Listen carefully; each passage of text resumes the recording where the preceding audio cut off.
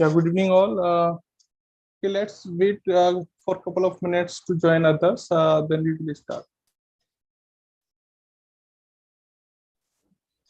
Okay, sir.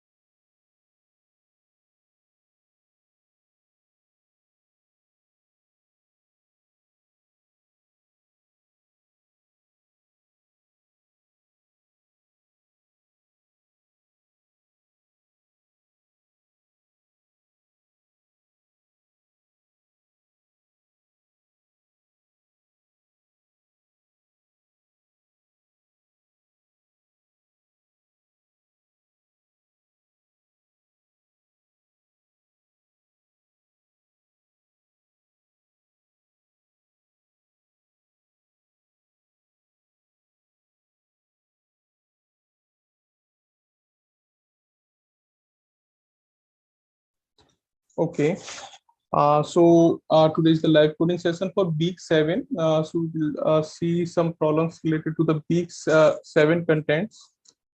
Yeah, good evening, Abhinav. Okay, so I'm sharing the problems with you. Where is the replit? Okay. Okay. So I am publishing two problems first. Problem number 1 and problem number 2. So is there anyone which are not in the Replit team?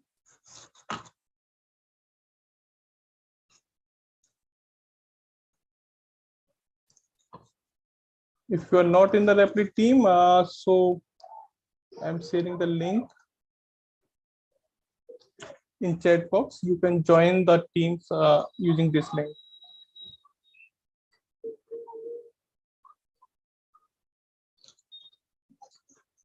Okay, so I pasted the Replit team link in the chat box. So if you are not joined this link till now, so you can join.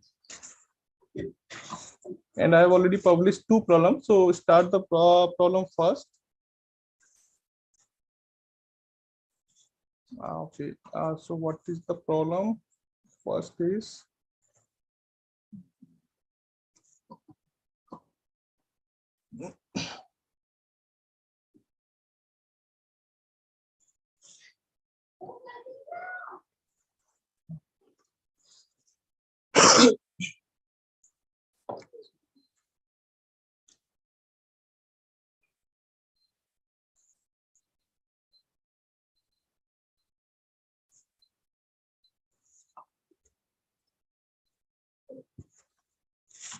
yeah, this is the first problem.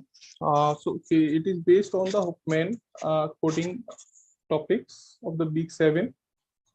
So what we are asking in the problem, write a function decode, and it is taking two parameter root and ciphertext that accept a variable root which contain the reference of the root node of Huffman tree and an encoded message ciphertext in the form of a string using 0 and 1. The function returns the decoded message in the form of a string.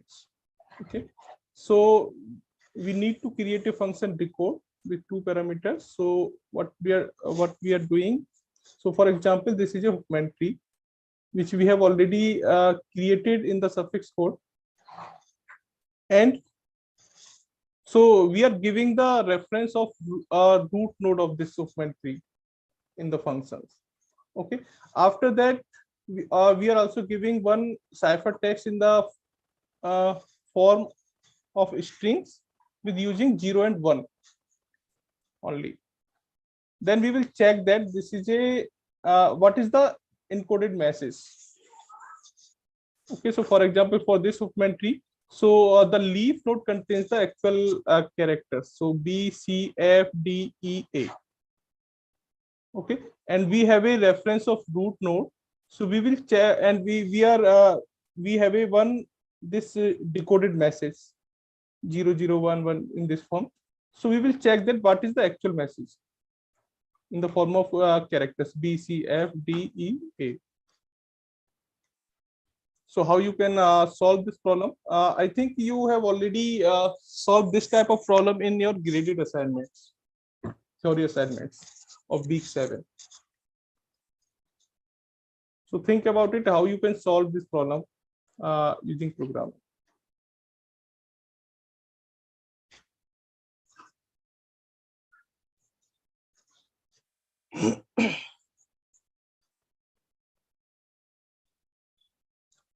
If you have any doubt to understand the problem, you can ask, but first try to solve this problem.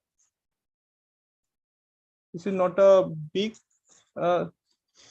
coding solution required for this. This is very easy problem, and you can solve this using only 10 to 15 lines of the code.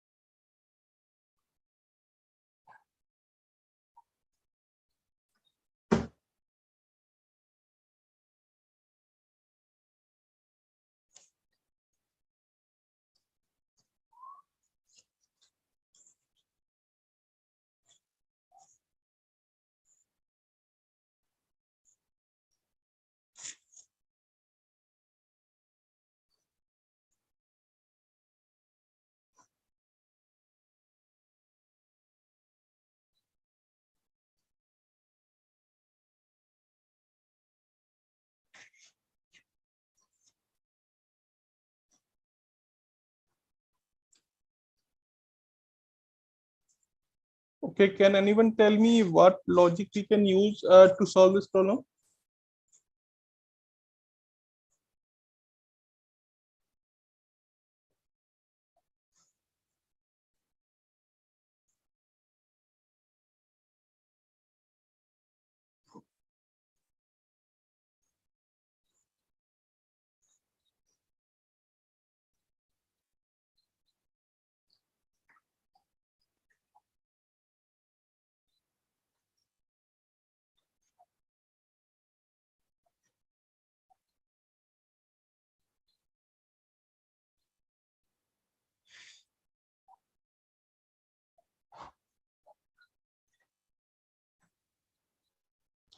Okay, no idea.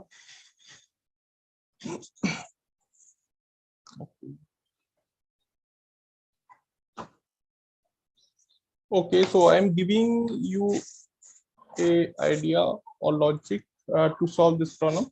So for example, if we have a this open tree, and we have a one sequence. So I'm just marking any sequence. So for example, so 0 0 0 1 0 1 1 0 0 1 1 1 1 like this. So 0 0 0. Okay, for example, if we have a this ciphertext, and we want to decode this, and we have a reference of root node. Okay, this is a tree, and the tree structure is given in the problem. What are the fields of each node in the problem? So you can see, so these are the fields for each nodes. So self dot frequency that contains the number, and self dot symbols that contains the characters for each node. So for example, we are storing this character information like this. So for leaf nodes, that are the actual characters. So BC, when we are adding these two small nodes 2 and 3, we are getting 5, and we are also storing this information B and C. So we are getting this 5 after adding these two nodes 2 and 3, which contain the information BC. So we will also store BC strings in at node 5.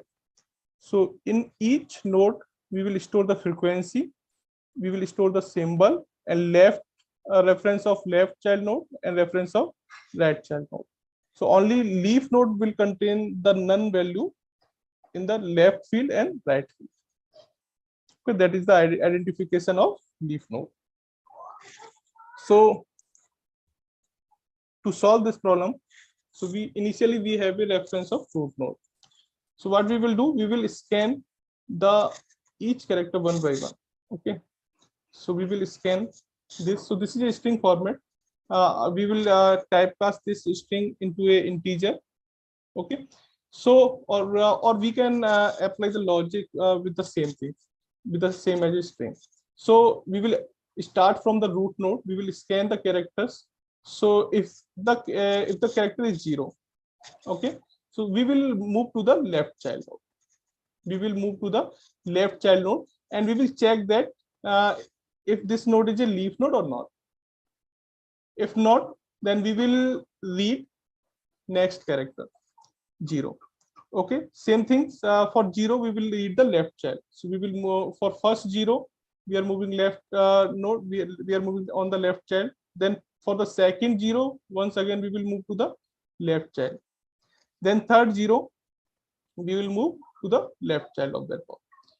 Okay, so at this place we will reach at this node 2, and then we will check this is a leaf node or not. Yes, this is a leaf node.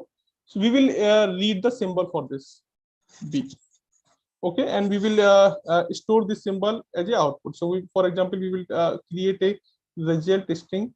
Initially it is empty, and at any time when we are reaching at the leaf node, we will store the symbol information, and we will append this is symbol information in our result.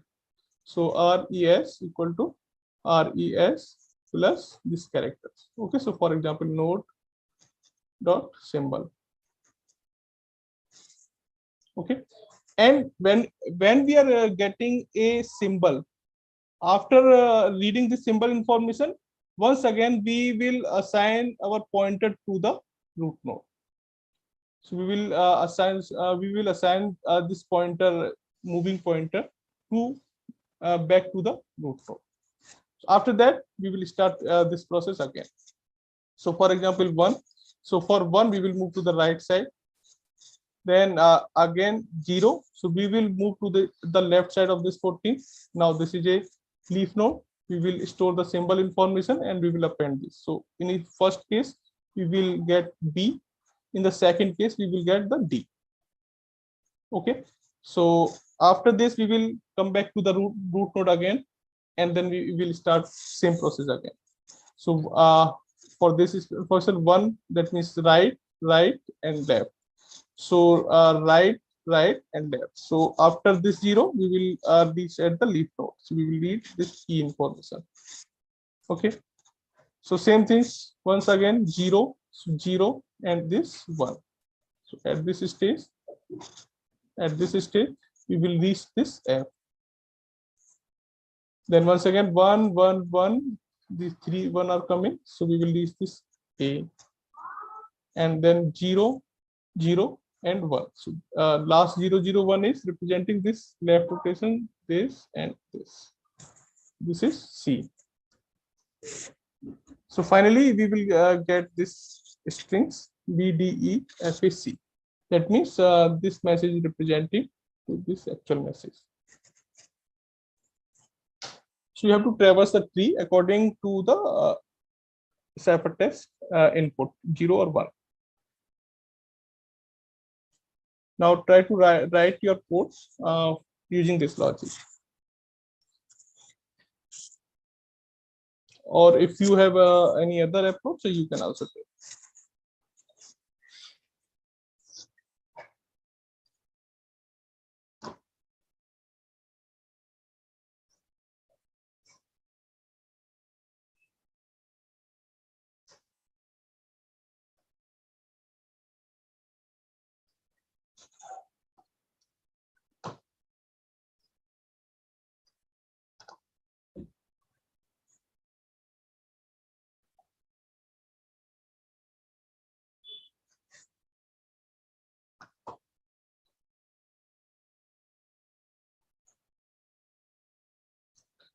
So please all try to solve these problems.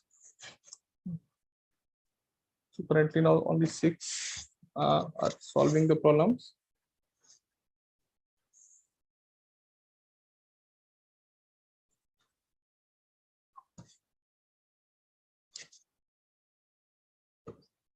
Okay, Sarthak, I'm sending the link again.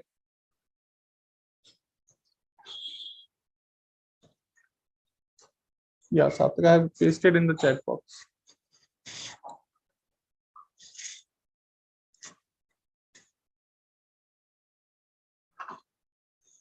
So I have explained the logic behind of this problem for solving. So just try to write your code according to this logic, or you can try your own logic.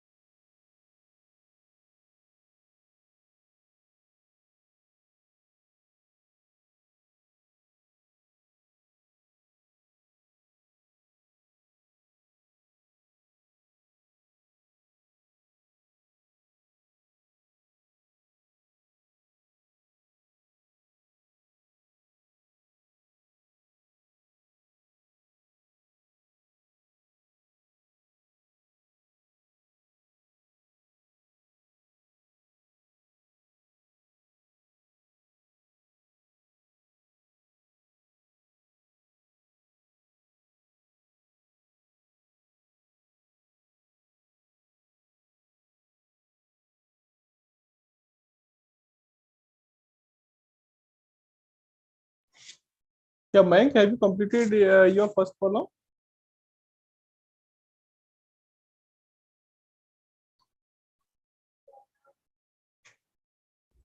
Hello, sir. I am trying, but I'm not getting the result. Okay, okay, just wait. I am just checking. It is looking correct actually. Just wait. Okay, okay. See.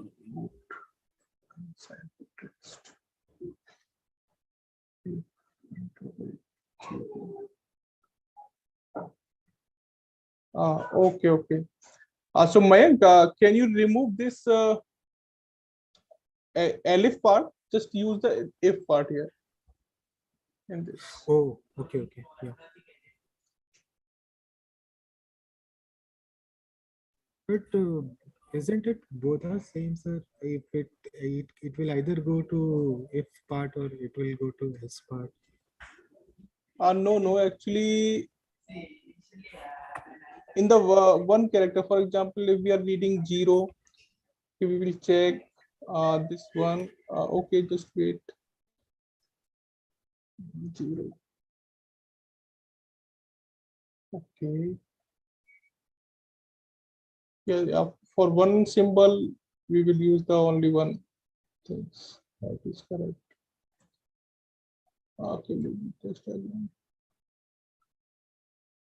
Okay, so where is the problem? This one. Now to see what is the two dot light.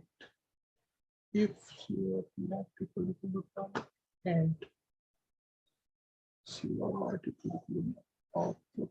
So what is the result? Actual output. My output is always coming as blank. I mean, nothing is there. Oh,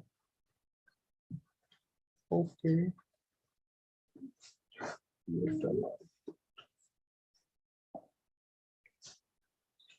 Okay, okay. So I think what is this S?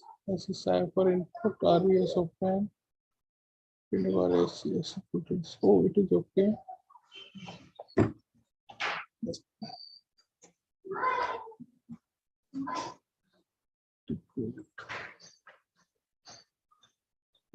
Okay. What is also looking correct?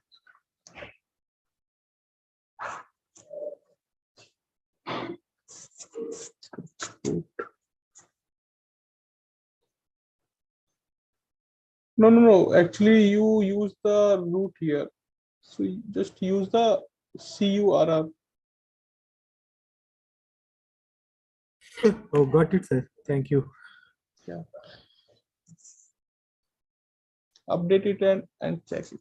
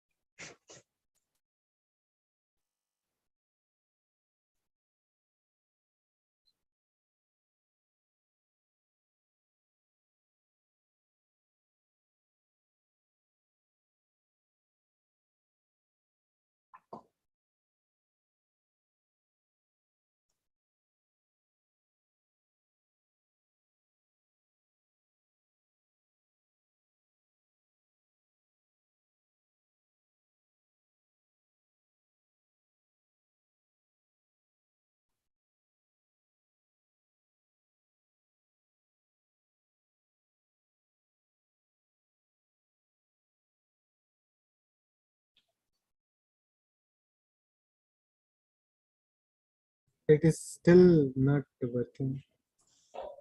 Mhm.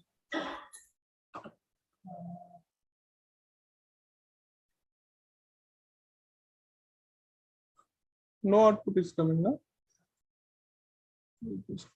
Yes, sir. Okay, input is not showing to you. Just wait.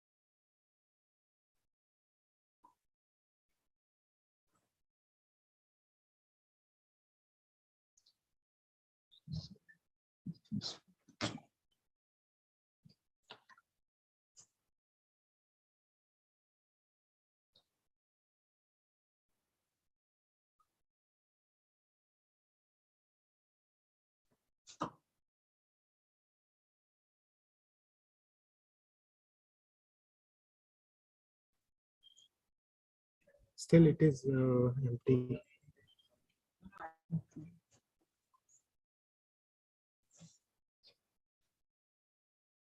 Yeah.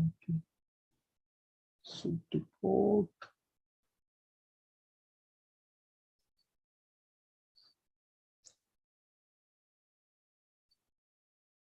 Inside what is how to do system current root.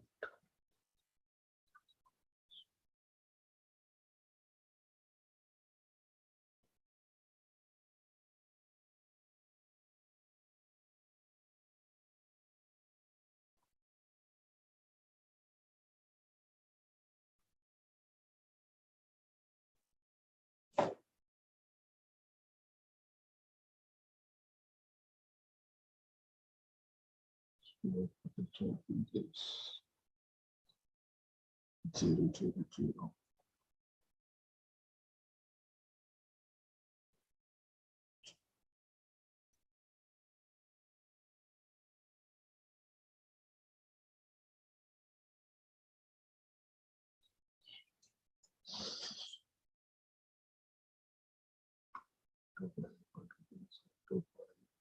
Two, one. See what we can try.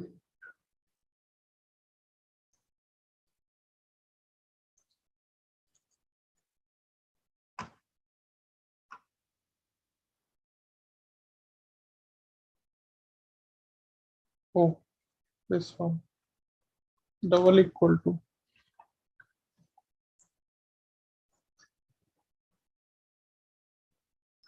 Now one is passed. Yes, sir, I am getting a response now. Yeah, so actually use the double equal to sign here for assignment. And now if we'll take input. Yeah. Yes. Then I think it will work. Okay. Yeah, good.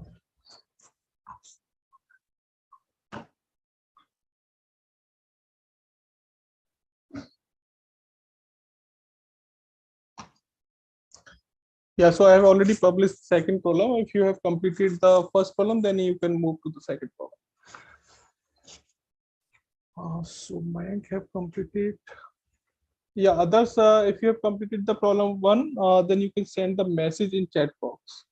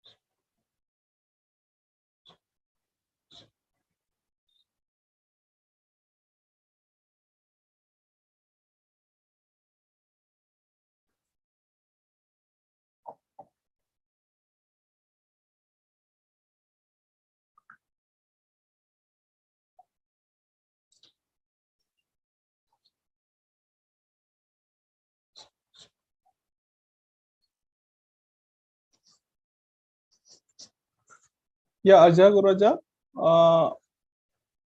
are you doing coding? Yeah, yes. Yeah, okay. So your code is looking correct till now. Okay. Just completed your code.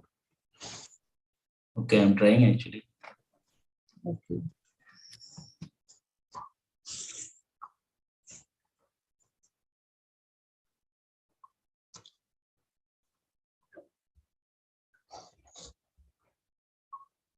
One thing, so if you are using this root, okay, so you can replace this by cur equal to cur dot left, not the root dot left.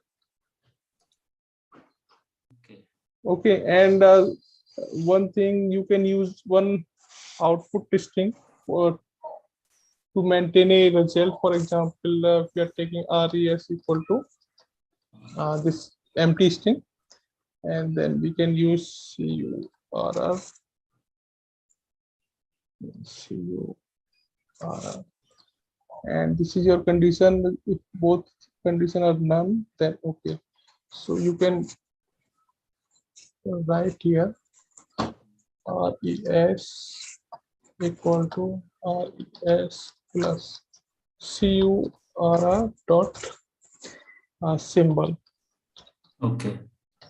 Okay, so if the node is leaf node, so we will read the symbol and we will append this symbol into our result. And at Okay.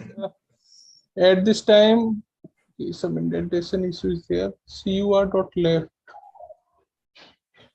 Why this error is coming? Cu, okay, cu double It's r. double R, double R. Mhm. Okay, this is.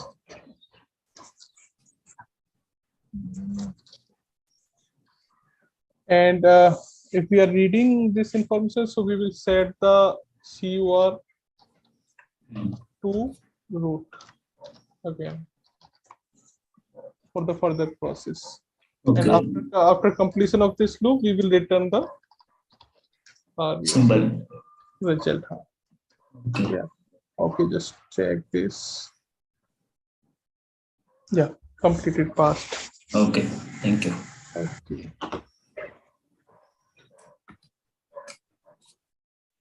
Sir, can you explain the importance of C in problem 2? Value of C. Value of okay. I'm moving to the problem 2.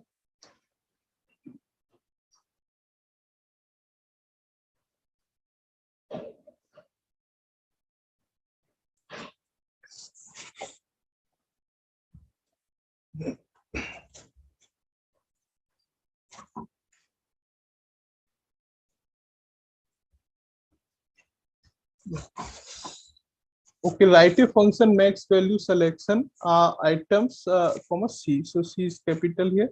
That accept the dictionary items where each key of the dictionary represent the item name. Okay, and the corresponding value is a tuple that contains the number of units of that item and value of all units for that item. Okay, and function accept one more variable capital C, which represent the maximum capacity of units. So this C is a capacity which you can select only.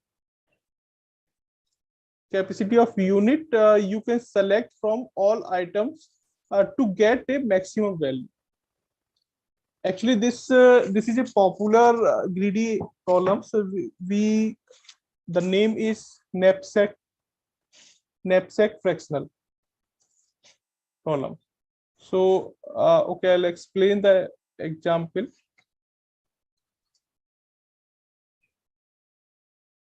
So for second problem, for example, this is the item list, and second is the this is the capacity. Okay, where is the capacity?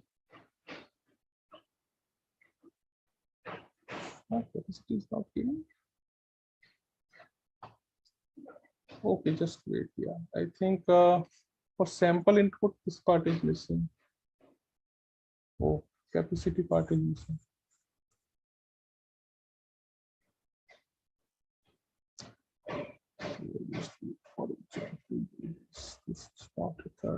So, sir, I have to for the given value of C, I have to say the what is the maximum output they can get. I mean, value. maximum price or maximum value they can get. Right? Yes. So 50, okay, I'm updating this. Actually, capacity part is missing in the sample input. There are two input actually. One is the dictionary, which contains the item information, and second line we are getting the capacity value, C value. After that, for example, this problem. So I'll explain that what we are doing. Okay. So now here we have a three items. Okay, the first item, and it contains a 10 unit, and the value of 10 unit is 60. Second item contains a 20 units, and the value of 20 units is 100. And third item is a 30 units, and the value of this 30 units is 120. And there is, we have a one capacity, C equal to 50. So actually we want to select these units from these items. So if our selection should provide the maximum value for us. So for example, if we found the per unit value for the all. So for example, so what is the per unit value for item 1 is, so we can say 60 divided by 10, 6. For 2, so we will divide this 100 by 20, this is 5. And the for unit for item third, per unit cost is 120 divided by 34. Okay, so for maximum value we will select the item which contain the maximum cost per unit. So for example this, so initially we have a capacity 50. So for first item we will select first item because it contains the highest cost per unit. So the total number of units are 10. So we will select all 10 units because our capacity is 50. Okay, so we will select this 10. And after selecting of this 10 unit, what will be our capacity remains? So 50 minus 10, 40. Okay, now we will select the second items, and we will select the second highest cost item. So this is item number 2, and we will select all 20 units because this 20 value is less than our remaining capacity. So we'll select this full capacity, full units for the item 2.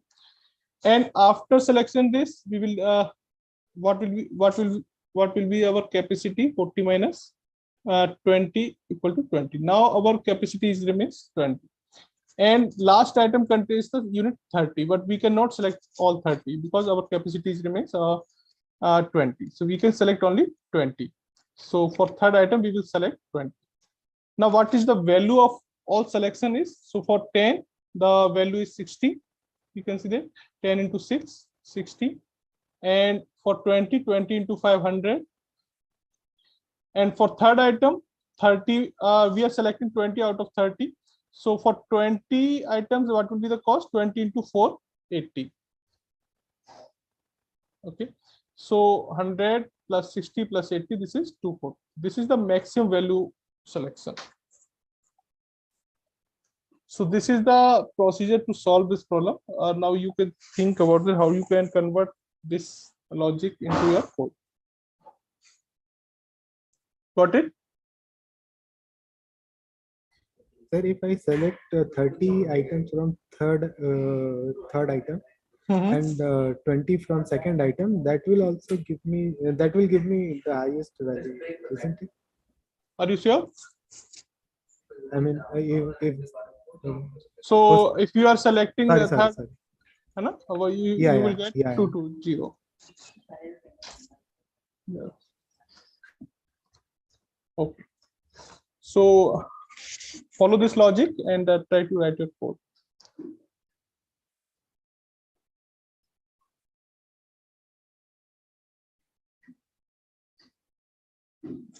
So this is the popular name problem, knapsack fractional.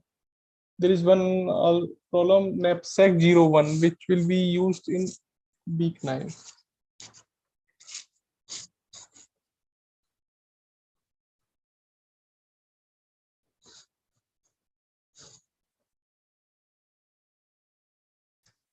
Okay, so for problem 1, is there anyone which have difficulty in the problem 1?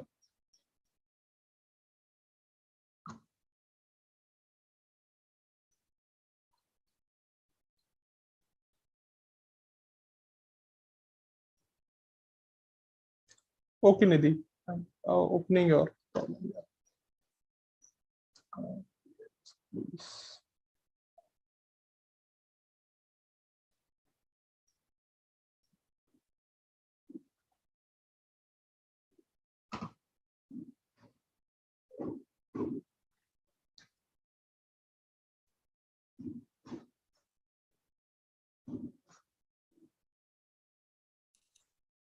In the second problem, I don't understand the C. Why the C is given? Can you refresh your replit? Actually, I have updated just now.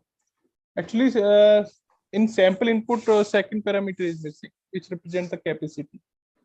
This is an integer value, and it represents the capacity.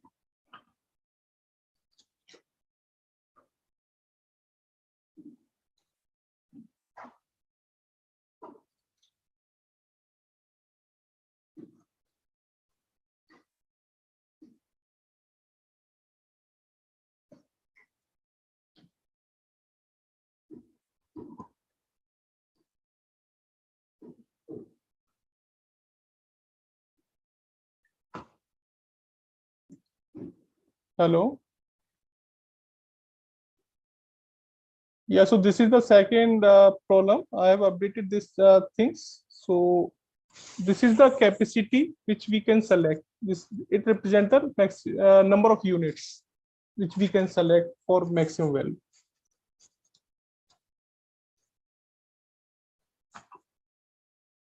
Yeah, Nidhi. So this is your code. Yes. Okay. So result equal to and equal to boot. Correct. For I have a text int. Oh, okay. So you are comparing the integer value with the strings. So you can remove this if you are matching with the strings. So you can remove this part, typecasting.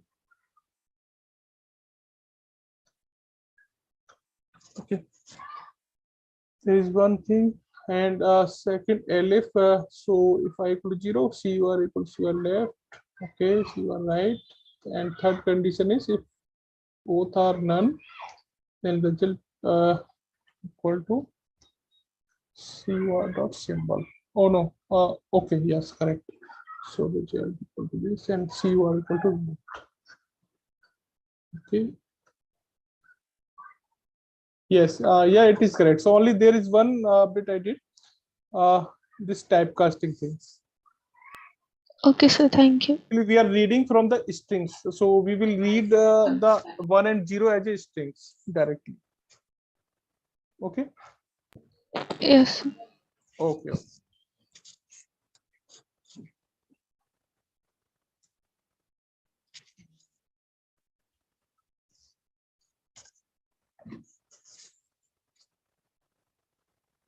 Others, if you have any doubt in the problem 1, you can ask, or if you have completed, then you can move to the problem number 2.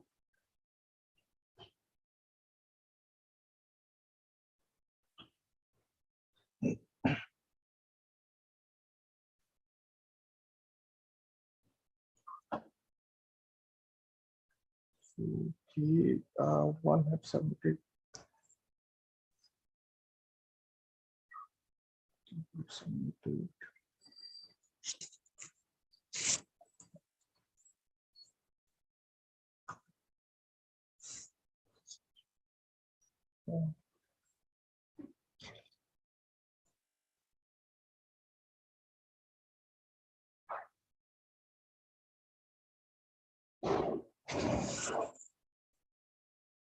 Oh, nice. Okay, if you have completed the problem number 2 as well, so I'm publishing the others problems. So I'm publishing the problem number 4 and 5 first, because problem 3 is the big code based problem. Okay, you can start the problem number 4, then 5, and we will look the problem number 3 later.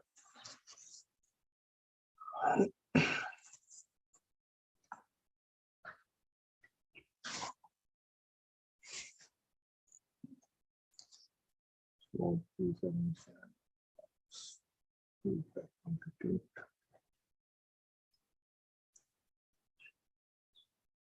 So after completed, if your all test case are passes, so you can click on the submit button, which are I think available on the right top side. So there is one button on the right top side. If you have if your all test cases are passes, so then click on the this submit button.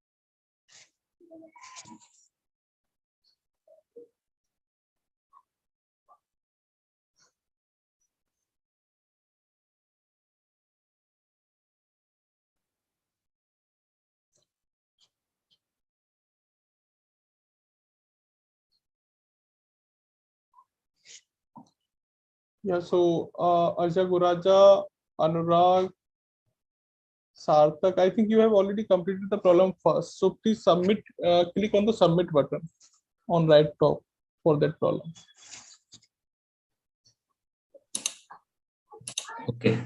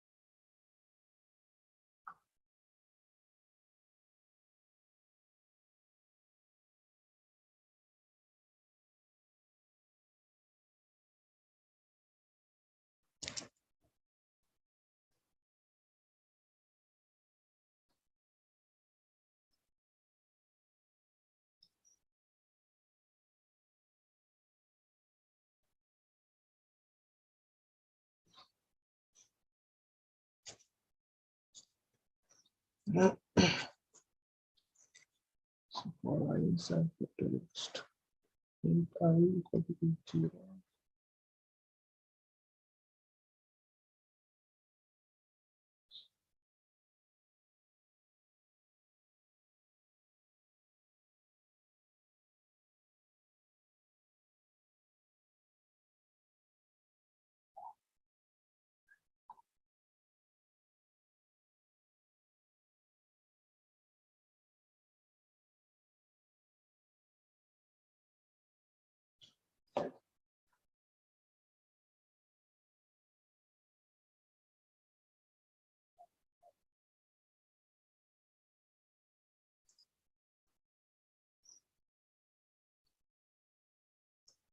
Actual output.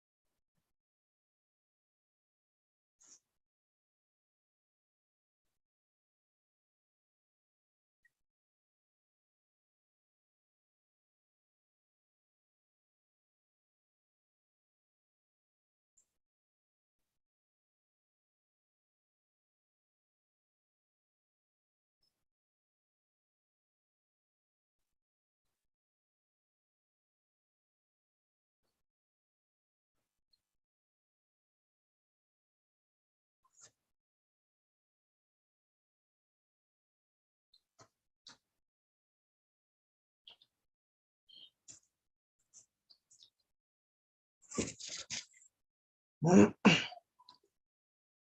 is the mistake?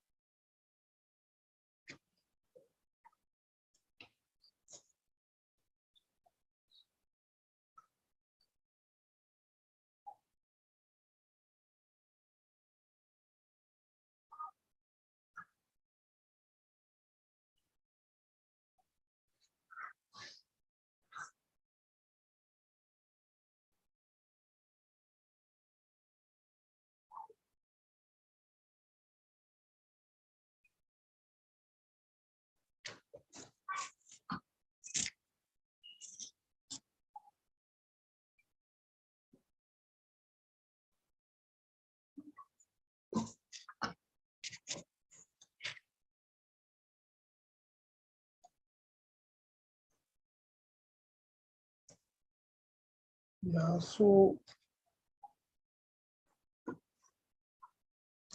yeah, Trinath,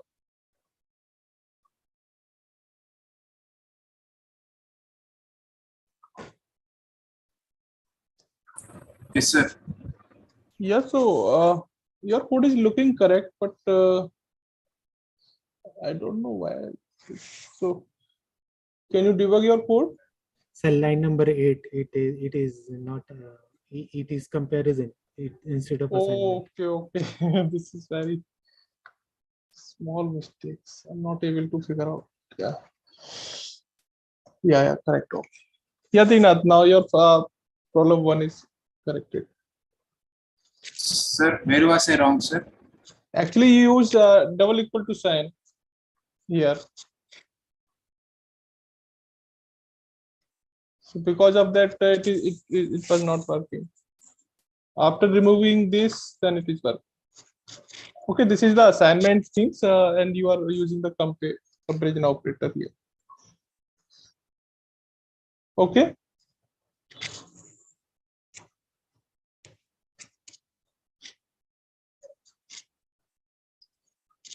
Okay, Trinath. Yes, sir. Thank you, sir. Okay.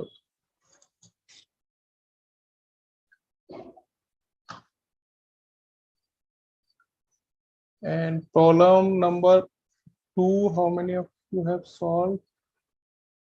Only one.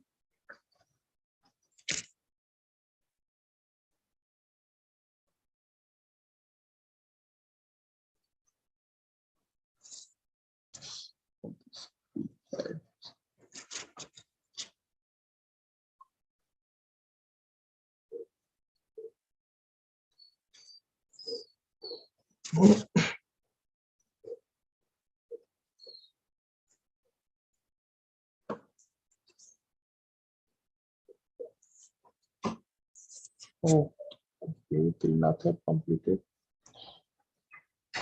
Others.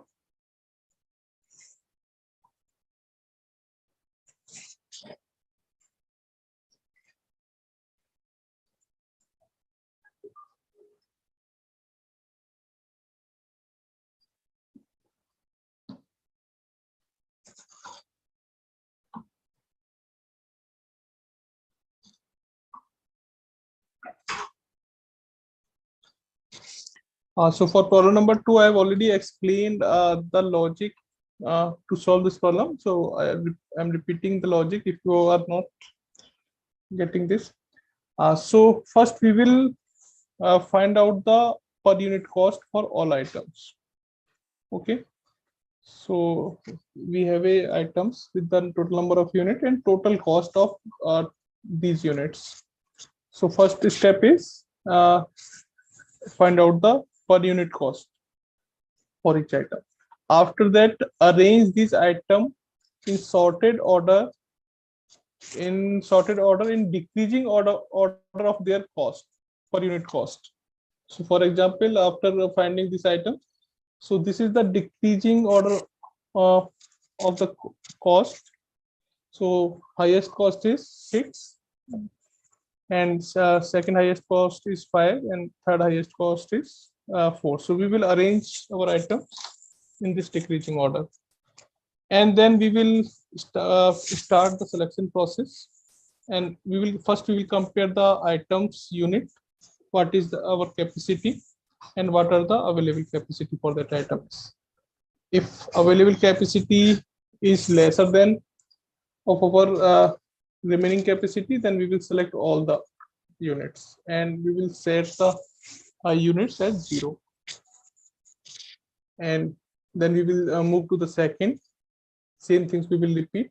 If any time if our total number of available capacity is equal or lesser than our remaining capacity, or we can say our capacity is lesser than available unit, so we will select the unit which are equal to our capacity from that item. So these steps you should follow.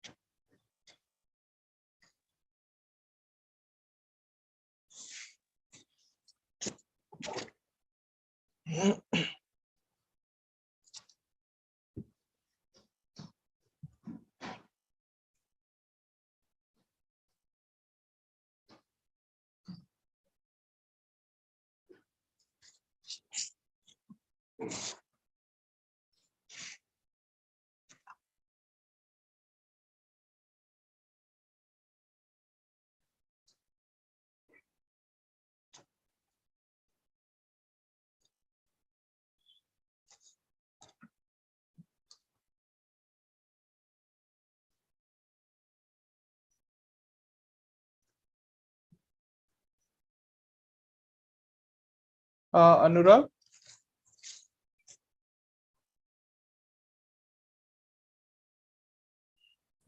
Yes, sir.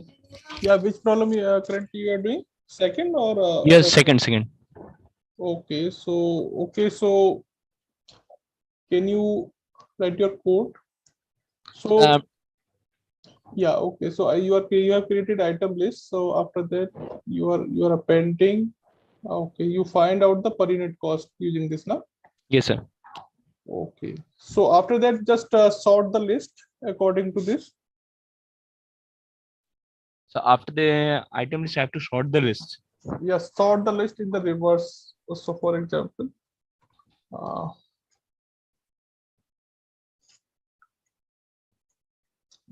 I think indentation is this. Okay. So your item list, okay, item underscore list. So we will sort the list according to their per unit cost, Okay. but in reverse order. Okay. In So reverse.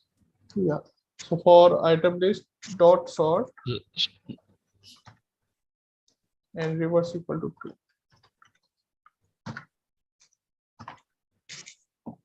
Okay. Okay, sir. After that, you are taking max value equal to 0. Okay. So for k in item list, so now the item list is sorted. So we will take the first item. Now we will check that if c is greater than k2. So okay, you are getting the tuples k2. So what is k2 is representing? Total number of units. Units. Okay, correct. So what we will do, we will select all the units.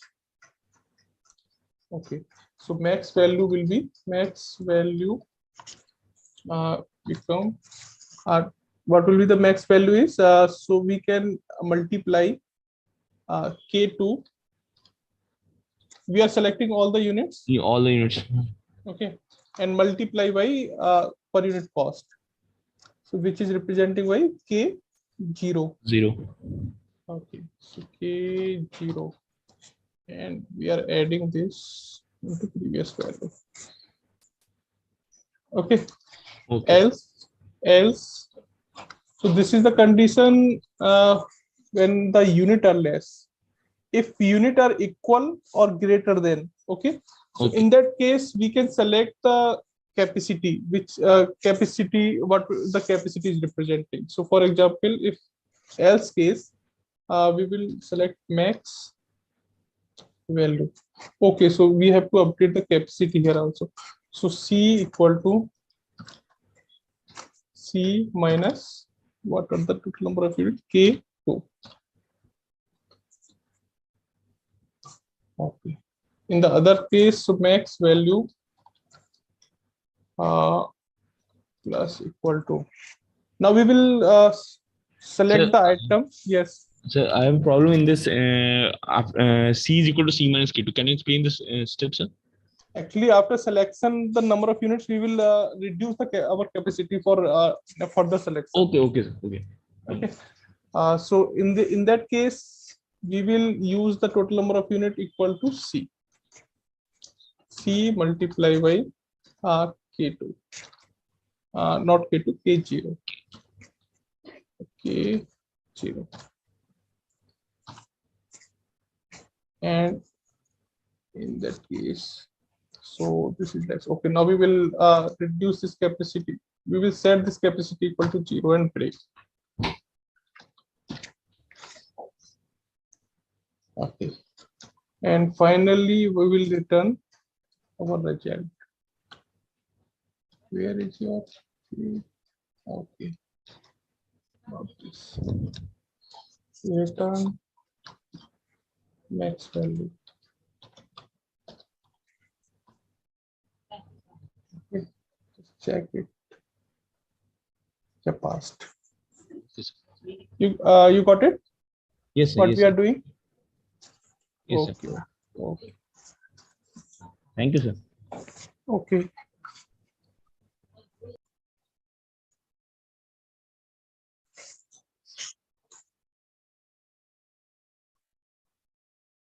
Okay. So Anurag, submit your report.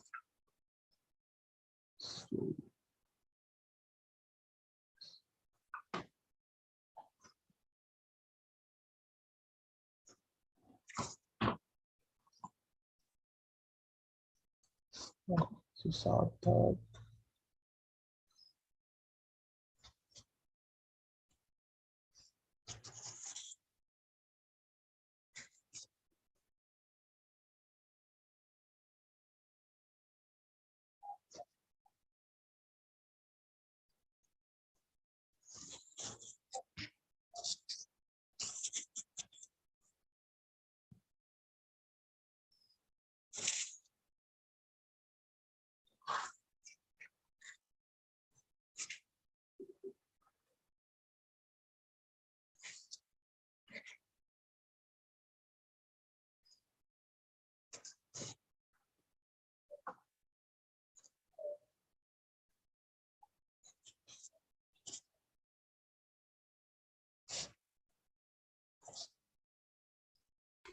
Sir, I'm getting one error.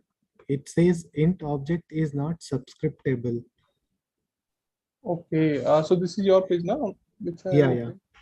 yeah. At line number 10, I'm getting this. Okay. So what you are doing from starting? Can you explain? By line first. Yeah. So first, I'm trying to. Okay, this is I think unnecessary. I just realized. What I am trying that I'm trying to collect the price of per unit price of an item in item price. Okay. Oh no, I am doing the right thing, not unnecessary. It's right. So yeah, I'm collecting per unit price of item, and in the first loop. Then in the second loop, I am iterating it and arranging the highest item, costliest item at the top, and least costliest at the bottom. In that manner. Then I took the count that I can actually avail. And Okay. So your error is coming line number 10. Huh? yes, sir. Okay, just look at this. So item in item sheet equal to items dot get items. Okay, you are getting the first, then item price dot extend items and TUP1. So this is item price. So item ID and Price. item price. Oh, total price. It is actually yeah. Yeah, so you're not changing to this in per unit here.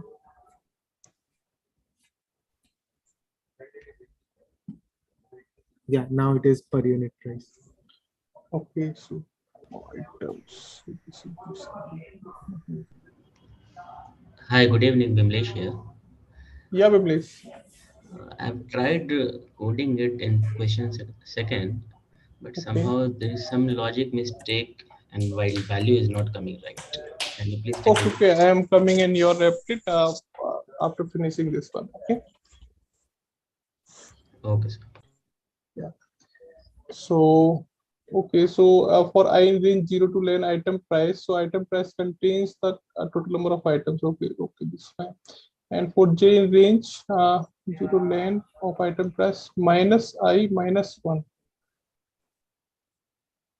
Okay, the 0 to 11, 0 to 11. What is this I? And after that, you are using this J plus 1 things. So for example, if in the first loop, I loop, okay, just print the I and J value here.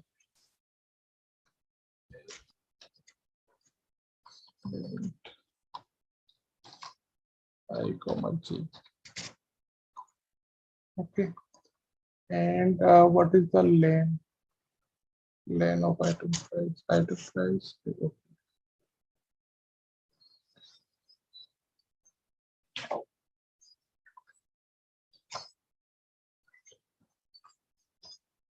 Okay, it is coming as 0, and after that it is throwing exception at line number 11. No, it says int object is not subscriptable. I think so. Int object. Okay. Yeah, this one.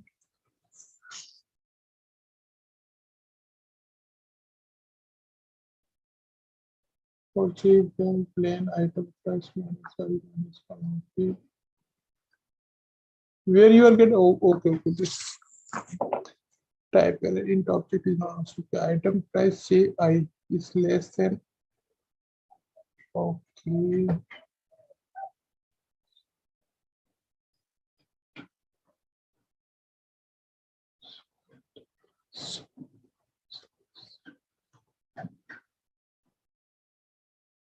So item price containing the tuple, no?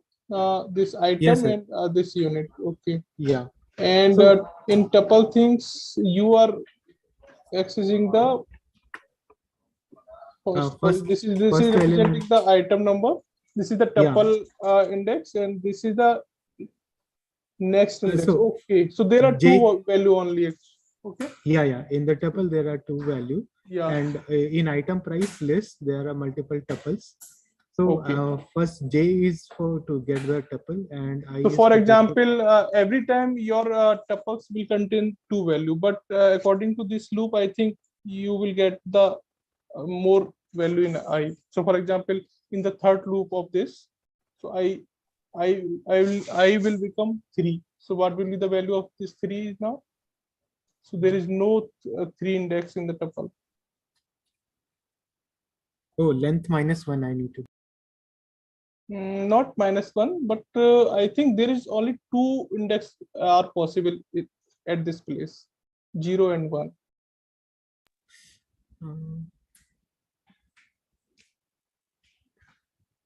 Yeah. No, because you are containing the 2 value in each tuple, no? So you can read on by 0 and 1, both Yeah. by both. Okay. So I think there is some correction is required here. Okay, I will check it. Okay, I'm also looking item plus. So you are just comparing. Okay, item plus. So where is the item price in the second part? Okay, just use the 2. Use the 1 here only. The both. So are you trying the bubble sort type of concept? Yeah, sir. Yeah, for Yeah. sorting. Okay. Now just try. Can you run? Yes, sir.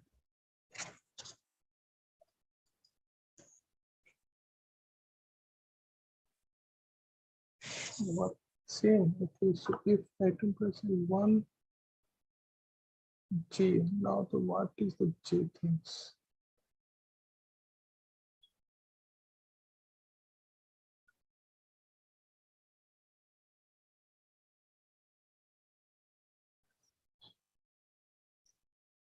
Can you print your item price list? Okay, so using, for example, print item price is already okay. Okay, I just checked. I'm printing item price, and it is not becoming. It is not getting input. I mean, In the correct format. appended. Yes, okay. Yeah, actually use the extended things. Huh? So why? Yeah. I think use the append here. Okay.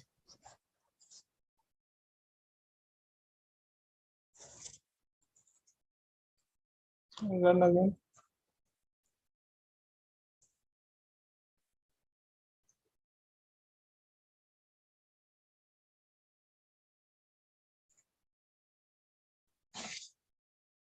Yeah, now this is tuple. Okay.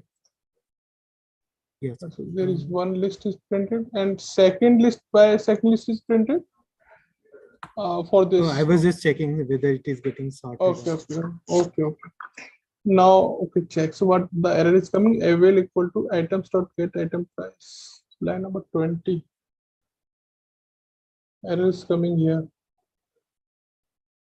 Item price I.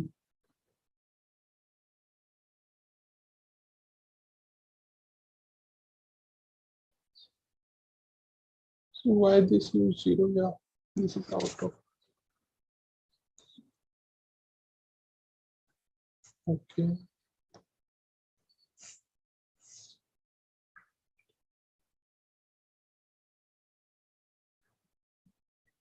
No, why are you using this one? Remove the last index.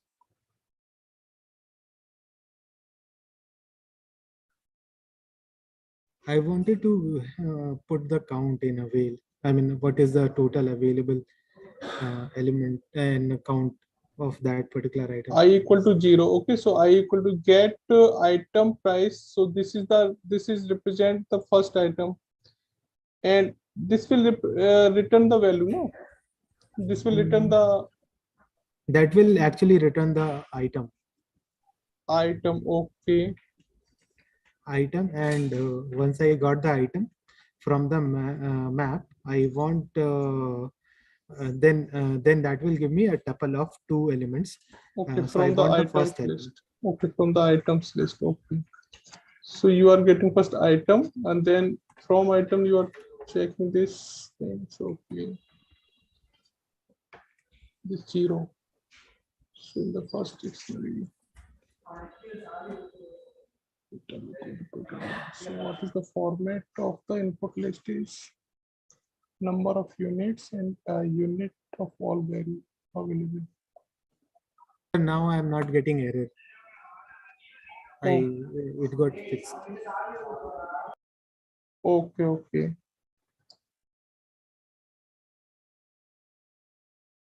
So now list is sorted or not? Yeah, I think list is also sorted. According to the cost, so 500, 350. Okay. Yeah, now it is sorted. Okay. So just try to check the next part. This is answer. No, sir, that is not the correct answer. I will check what is it's some calculation mistake. I'll check it. Okay, check. Yeah, so Bimley is, I think, asking something.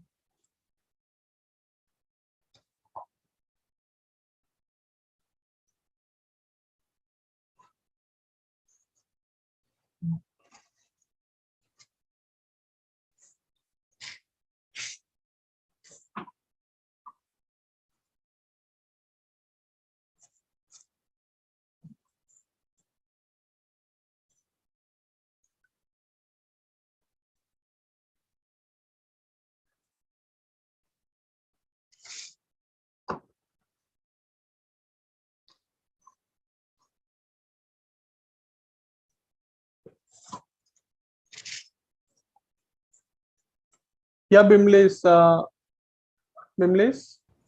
Yes, sir. Okay, so it is working or not now? No, only first test case is passing, and then there is some incorrect logic to return value.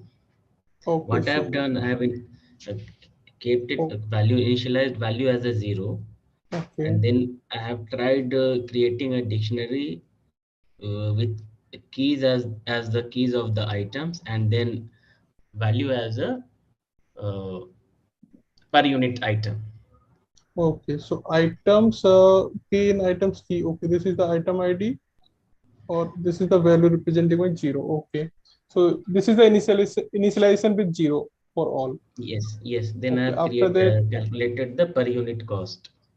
Okay, so now you are updating the value here. Then I have sorted this list in reverse. I mean, this dictionary of per unit cost in reverse manner. Okay, so are you getting the correct things till now? Yes, till now it is correct. In fact, first test case is also passing.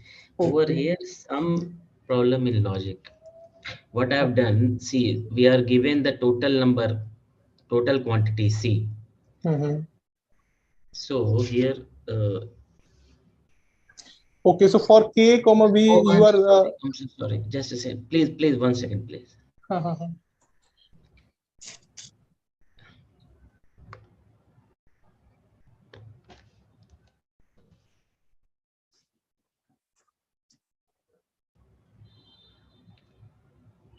Yeah, even then it's not doing. no, Here no, no. in Actually, items. You should select the sorted list here, not the items.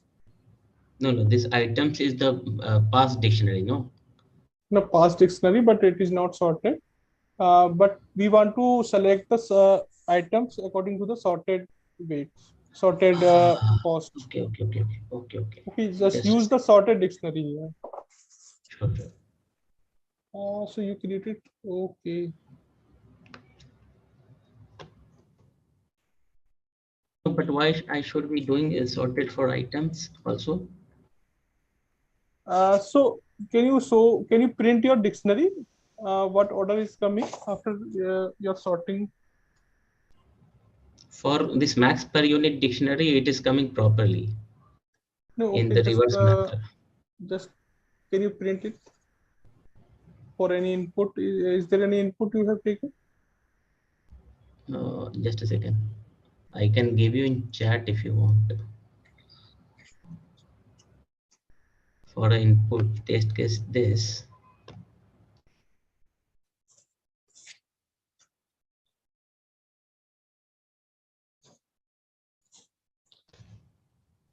Okay, so this is input test case.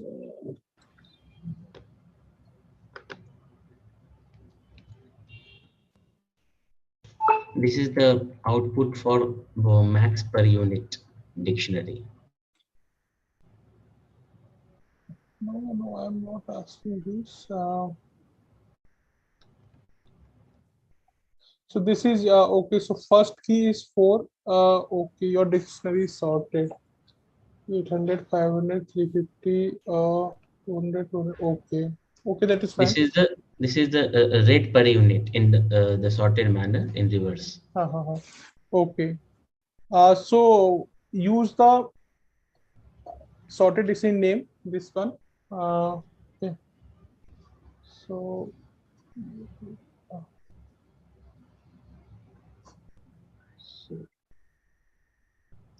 we will select the item according to the cost here.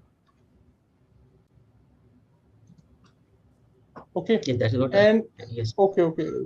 So this is representing the key here, no? So and representing the item name, and this is representing the value. Okay, so now use the items k. Okay, so this is key items k. Okay, and first value is representing Quantity. quantity. Okay, so if c minus items you're taking c minus 5, you are so you can change things like this. If item it is lesser than c. Okay. So we will select all the items here. So this is a value equal to value plus item k into, and now this is the price. Okay, so max per price. Okay, this is fine. And you are reducing this capacity c equal to c minus this. It is okay. Now the second part, else. For the remaining one, you can directly use the else here. No need to mention any condition. So we will select the capacity. Okay, so value equal to value into c to yeah, okay, now it is correct. And after that, just set the value c equal to 0. Okay, just Why this c equal to 0 required, sir? so after selection of these things, your remain capacity will become 0. So for example, if your if your item contains 30 units and your capacity is only 20. Yes. Okay. So after we selection need of to this 20, so that it doesn't go in the loop again. yes. And one more thing, you can apply the break here. This is the last condition where your capacity remains the 0. You can mark the break for the checking again. Okay, just check it fast. Thank you, sir. Thank you. Okay, you got it now?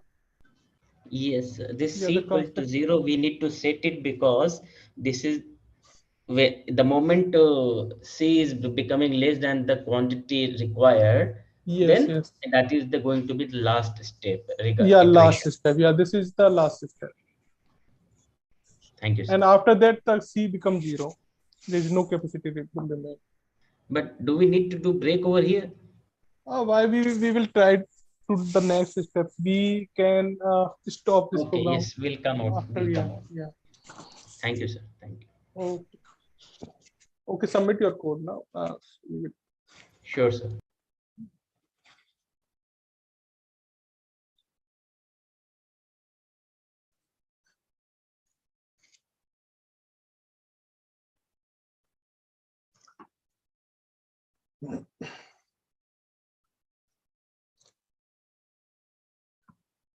Yeah, so others for problem number 2, if you are facing any problems, you can ask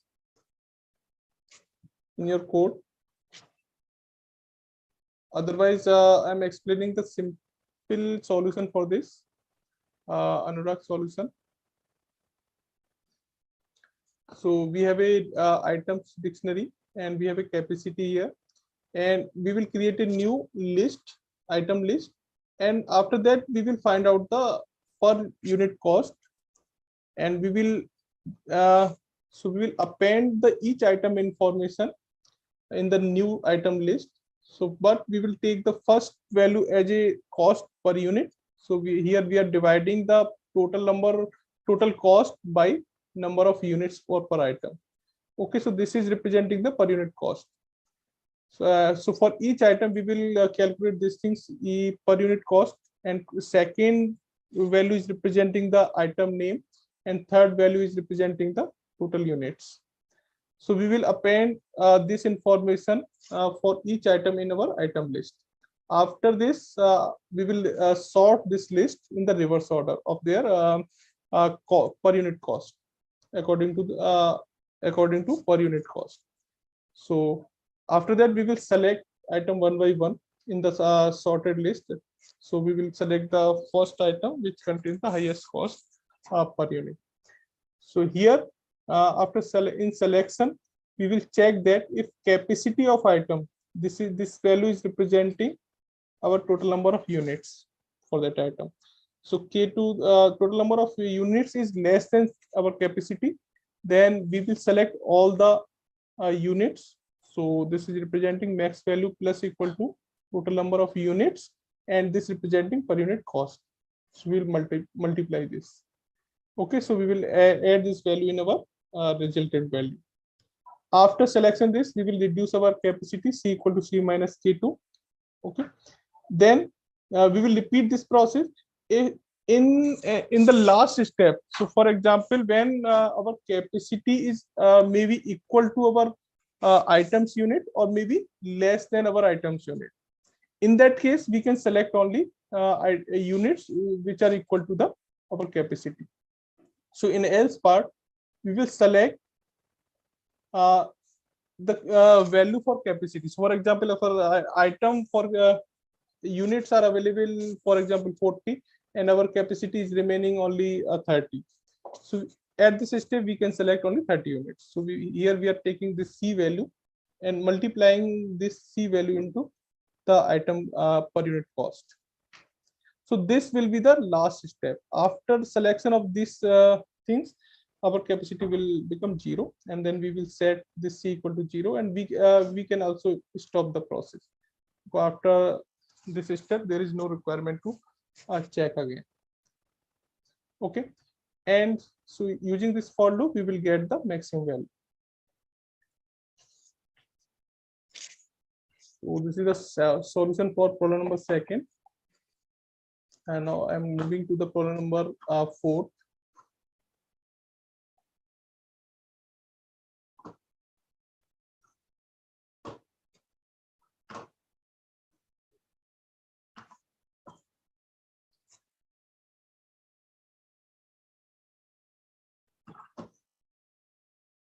Okay, so problem number 4 here.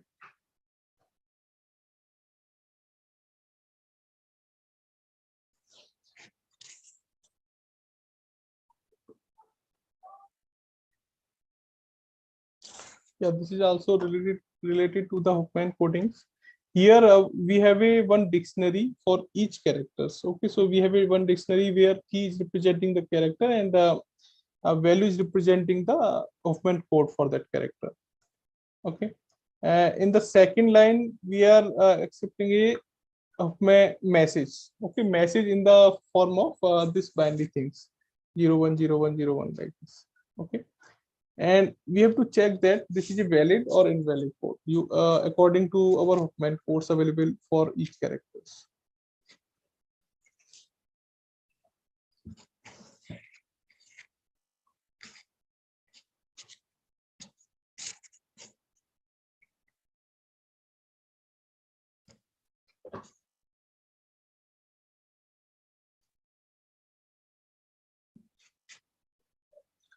So to solve this problem, I'm explaining the logic how we can solve.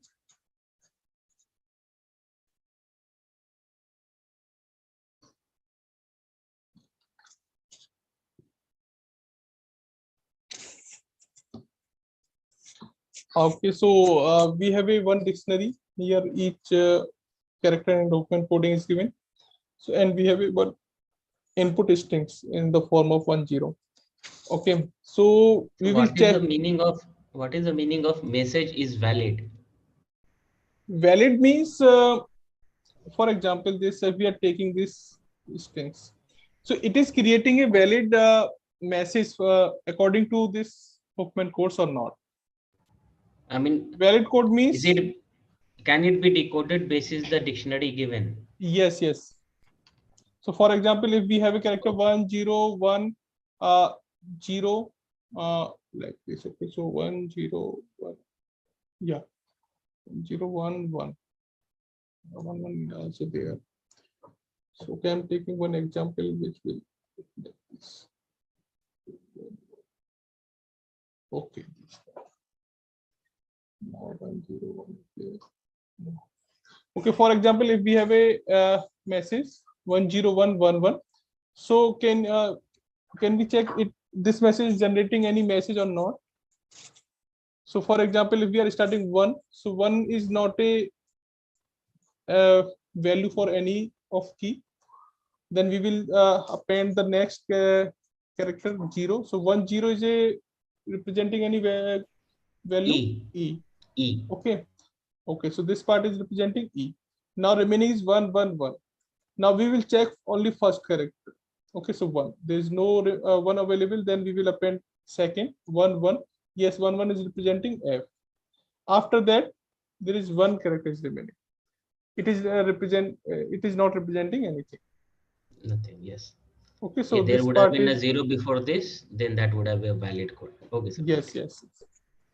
Okay. Yeah, so we will check these things. We will read the input message one by one. So we will read one. So for checking this, so you can reverse this dictionary. You can make the value as a key and key as a value. After this, it is easy to find. So for example, first convert the dictionary in this format. Initially, this is 000 B 0010 C 0011 D 01 E 10 F 11. Okay, this format is given, but after we can this is difficult to identify by value which character is represented. So we can reverse this dictionary. So we can create a new dictionary where this value is represented as a key. So 000 this represent A, 0010 this represent B, and 0011 represent C, and 01 this represent D, and 10 this represent E, and 11 it represent F. Okay, you can mark this as a string. This is also a string, that's it. On the same format which is given in the actual dictionary. After that, just read the input one by one.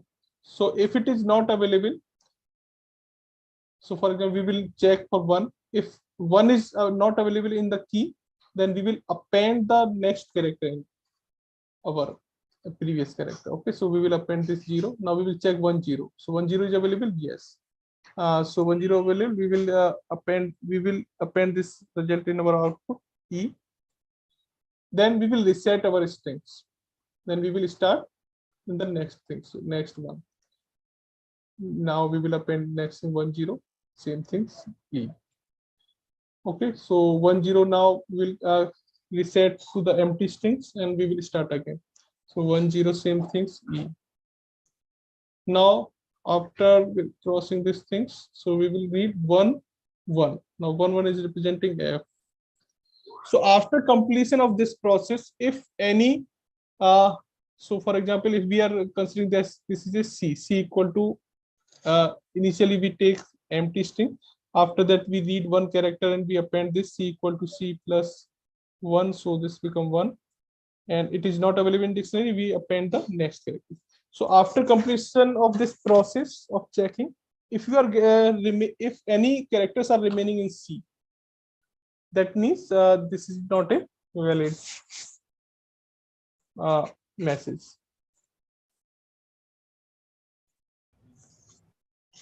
So first step is reverse the dictionary, and second step is just read the uh, strings, input strings one by one, and check it is available as a key in dictionary. Then repeat the process one again. In last, if C contains any 0 or 1 combination, so you can mark that this is not a valid.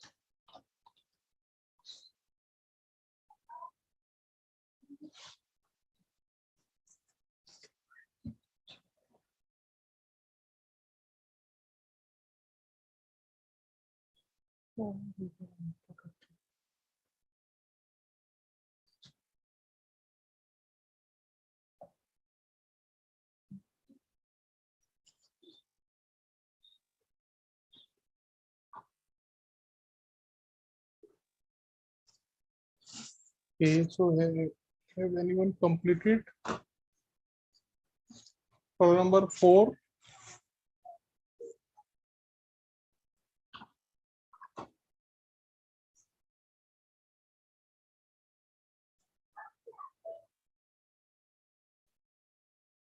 They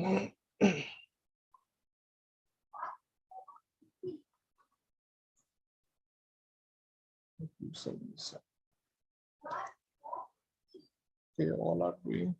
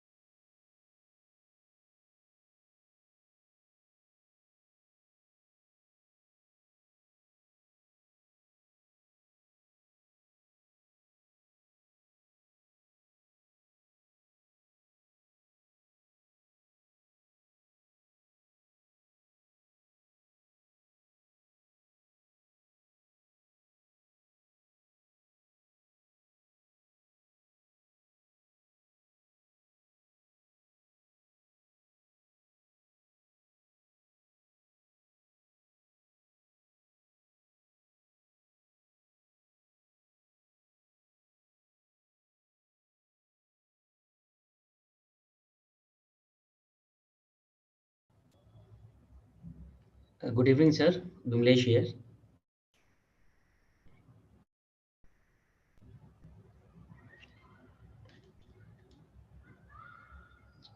Hello.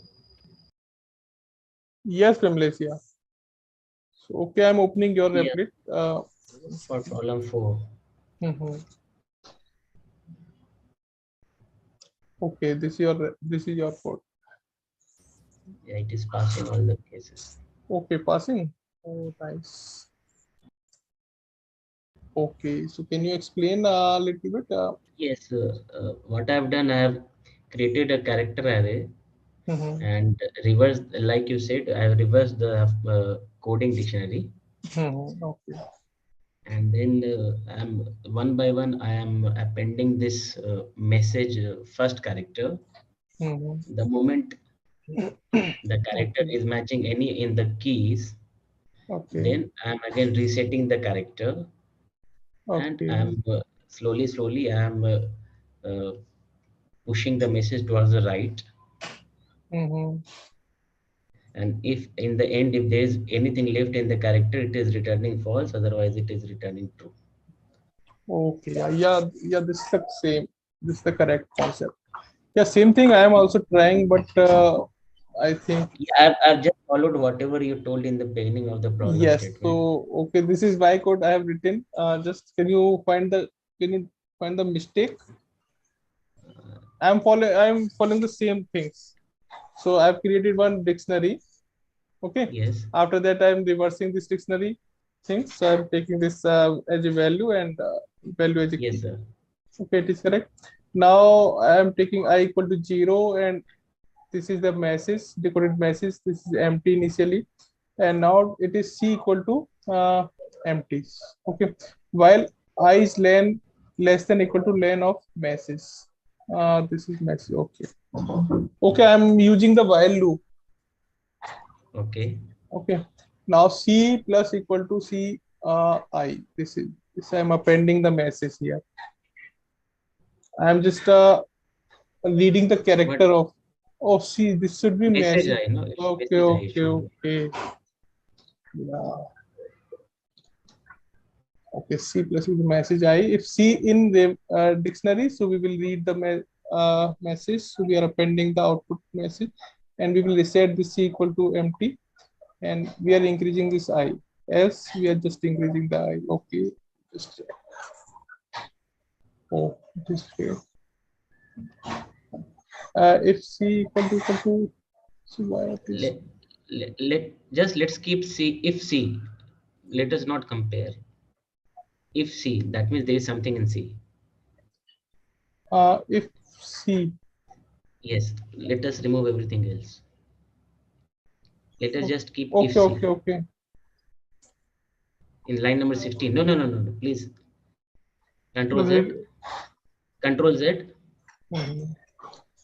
In line number 16, let us keep just if C and colon. Okay, but this is the same thing. Okay. Let us try I this. think it is not returning anything. So I don't know why function is not returning anything. So because there is no answer for this.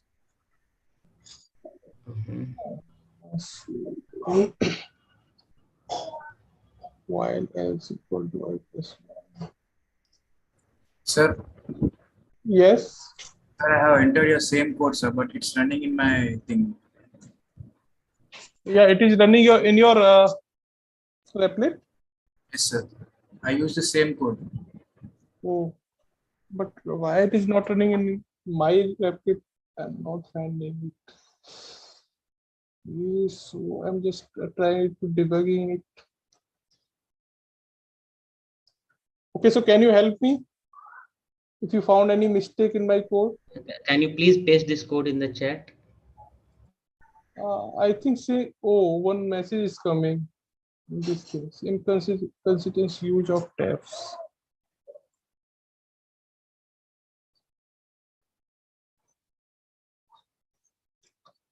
I think something is indentation issues there. Sir, I have pasted my code in the chat, sir. Same code. Oh.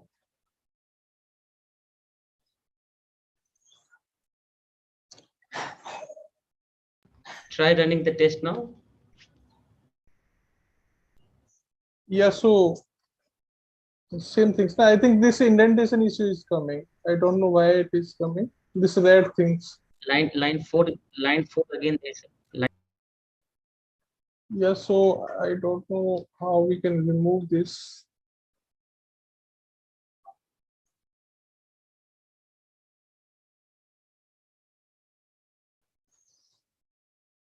Okay, so if I come from here to same indentation now.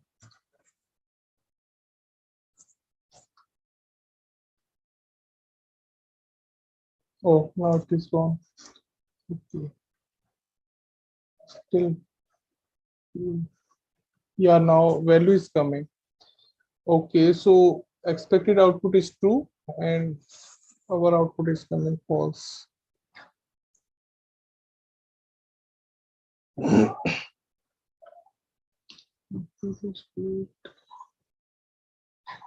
Yeah, passed. Okay, this is also correct. Yeah, this I think some indentation is work. Okay.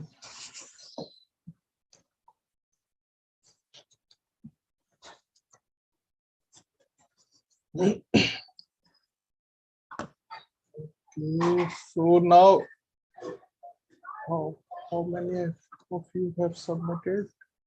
Yeah, Bimlesh, you have completed. And others?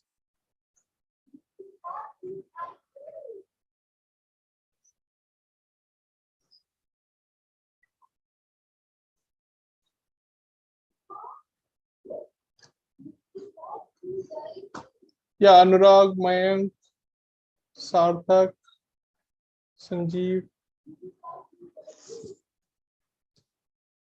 For column number 4, how many of you have completed your code? If you have completed, then just mark the submit button on right top. So I can see your submission status. Okay, Trinath has completed.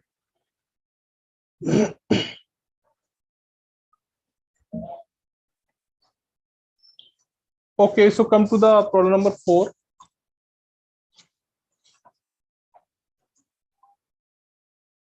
Problem number 5.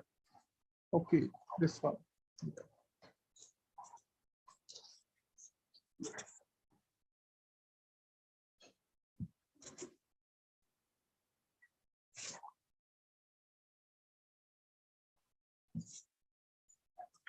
Yeah, so write a function is tree balanced. So one node information is given that accept root node of the binary search tree and returns true if the tree is balanced.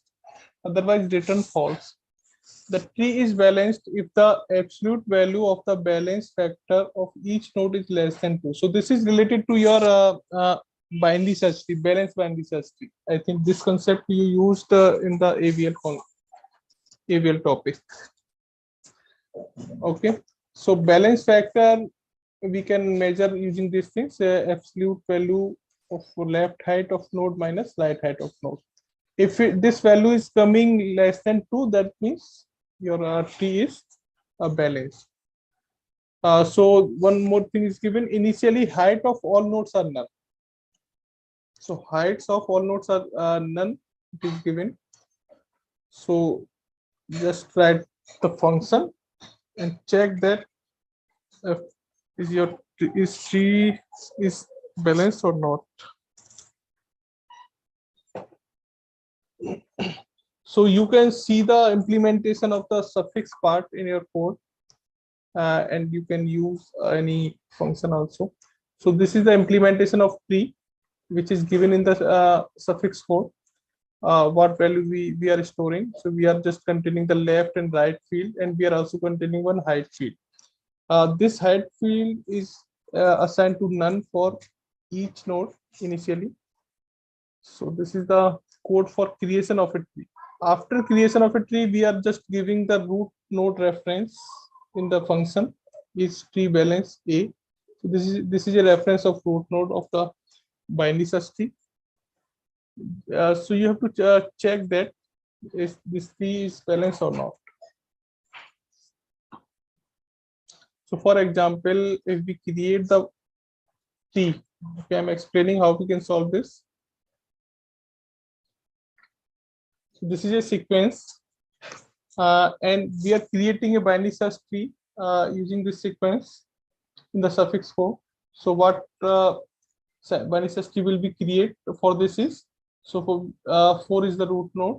Okay, now 2 will come in the left side, and 1 will come here, and 3 so 3 will come on the right here. 3 now 10 will come here.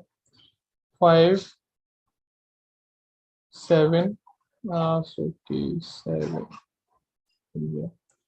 8 okay, will come here, and 15. Okay, so this tree will be created according to this sequence. This binary search tree will be created. Now you have to check that is it balanced or not. So initially all the value of this binary search tree is height, value of height of all, or each node is assigned to none. So according to the creation of the tree, so this is the binary search tree, and in last we are also created dummy node. Okay, this represents a leaf node. Actually, you can see the implementation in the suffix code. There one empty node is added at each leaf node. For example, this. Okay. So I see the code. So what we are doing, we are just using this recursive function insert. So if we are adding the new node here, so if at any time if we are getting the empty space on left or right, so we are just adding this information. So for example, in the leaf node, if left value is empty, so we will create one new node, dummy node, we can say, and for the left child, and we will create it as well as for the right child. Okay.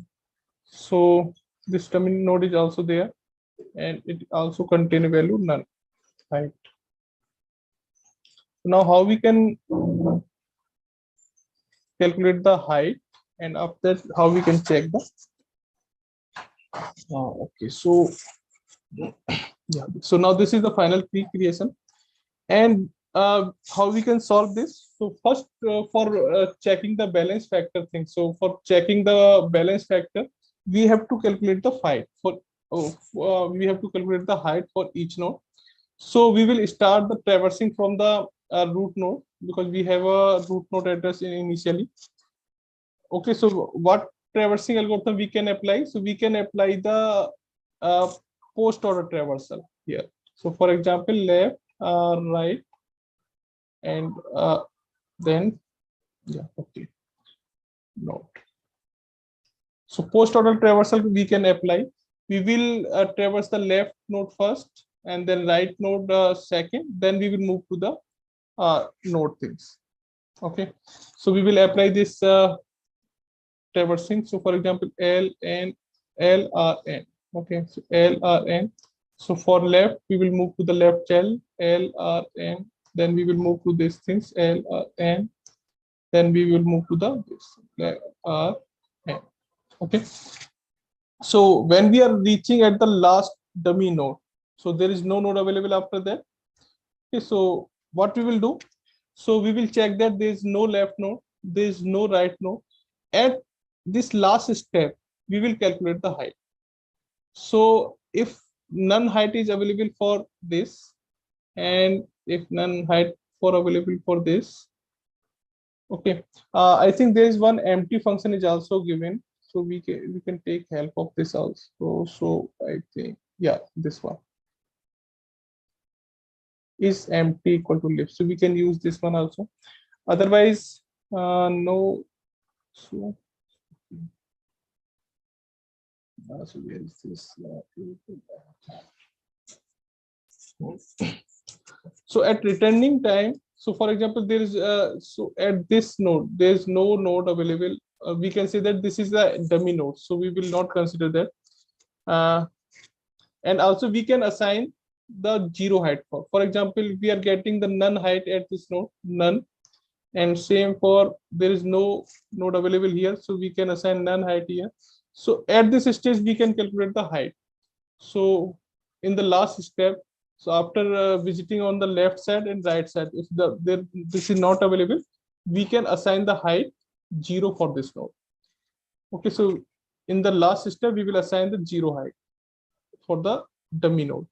So and after that, same things, we will move to the top node, then we will move to the right node. So according to this recursive process, same things, there is no left, there is no right, we will assign the 0 height for that. Okay, if this is a leaf node, we can see that. If this is not a leaf node, so we will add a 1 height for each node. So for example, we have traversed the left part, we have traversed the right part, so we have an information of height of left child, height of right child. So this is 0 and this is 0. So for calculation of the height for this one is, we will use the formula because this we will use the formula 1 plus max of left height, comma right height. Okay, in the returning process, we will use this formula. So we will check that which value is the maximum. So 0, 0, both are the same. So we will add 1 height for that. So we will add 0 plus 1. So that means for this one, the height will become 1. Okay, same thing when we are moving to the top 2 node, and then we will move to the right. So this thing, same thing. So now this will become 0, this will become 0. And at the returning time, so 0 max of 0, 0, this will become 1. And same things at the returning time of at the two places. So left we have calculated, right we have calculated. Now so we have get 1 and 1 here. So max is 1, 1 plus 1 is 2. So for height for the node 2 is 2. Okay, now we will move to the top and then we will move to the right. Okay, now left. Now we will calculate for this. And there is no node available, so 0 will be assigned for this. Then we will move to the right, and this left available, so 0 for this. Then move to the right, then 0 for this, then this 0 for this. Now and at the returning time, we will assign max of 0 0. This is 1. Now max of 0 1. The 1 plus 1 is this is become 2.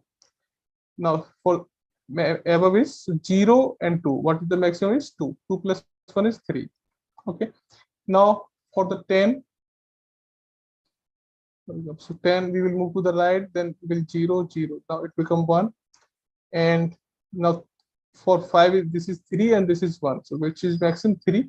3 plus 1 is 4. And now at this place 2 and 4. We will select the maximum 4, and 4 plus 1 is 5. So this is the process to calculate the height for each node. If any time we are getting the height, so this is the height things. After that, we will repeat the same process again, and we will calculate the balance factor. So how we can calculate the balance factor? So balance factor is absolute value of left height minus right height. So we will start this process again recursively, and we will check that for each node. If there is any node which have the balance factor greater than 1 or not. Okay, so we will check for each node from the bottom. So height for this is 1, this is also 1. So 1 minus 1 is 0, so it is okay. Now for this node 2, so this is this left height minus that 2, this is okay. Now for 4, this is 2, this is 4. Okay, so 2 minus 4, it is 2, and we will take the absolute value, so it becomes positive 2. So yes, we can say that this tree is not balanced. This tree is not balanced. So we will check for the each node if the balance factor, that means the left height minus right height, if the absolute value of this is coming greater than 1, so at this time we can directly return the false. Otherwise, if each node contains the value of balance factor is less than 2, so then that means this is a balanced tree.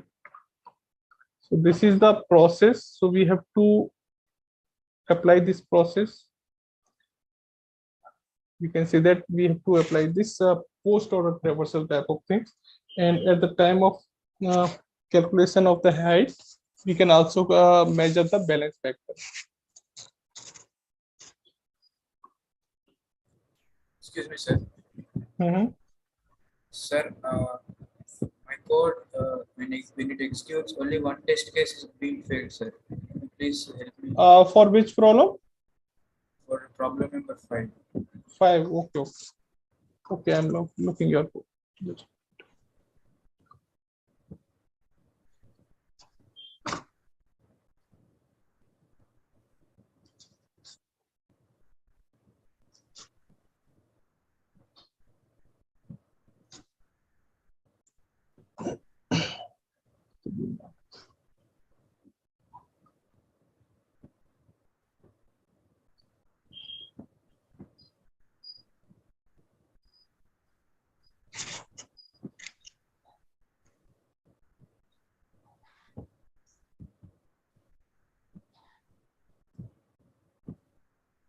E3 actual output.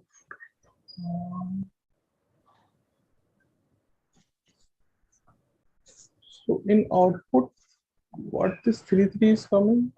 Sir, that is sir, left height and right height, sir. That I just put the print option.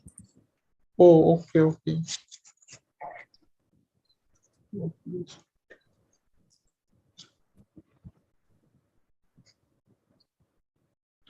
Okay, so your answer is coming true, and actual answer should be false. So this is coming for test piece number 3.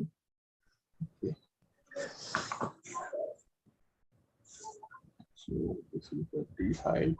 Okay, so this is okay. There are two functions. So a left. So it is returning the heights. This function d height. No? Okay. If absolute of L minus 1 is greater than equal to 2, return false. Else 2. Okay. A is empty, return to A, left, is empty. Return.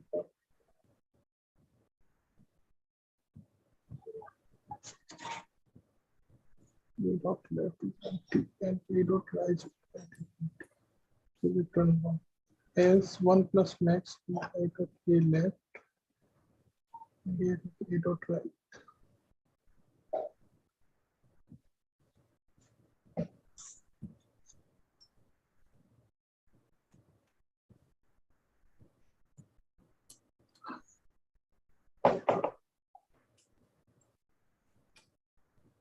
So is there any recursive process you are using?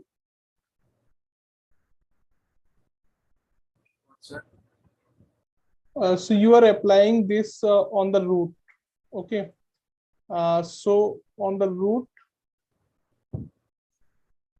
okay, so d a dot f d height, you call this function, and so a dot left, okay, a dot left is not empty, then okay, a is not empty, then we will check the left and right, and after that we are moving to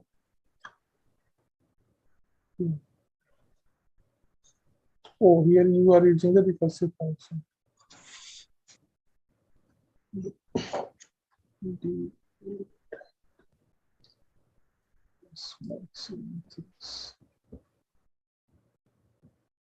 so for given input, I have calculated the heights using my function, and I'm getting the height as 3, sir. 3 and 3 for left and right. Okay, I'm just checking that what is the test case 3. Otherwise, your code is looking correct. Just wait.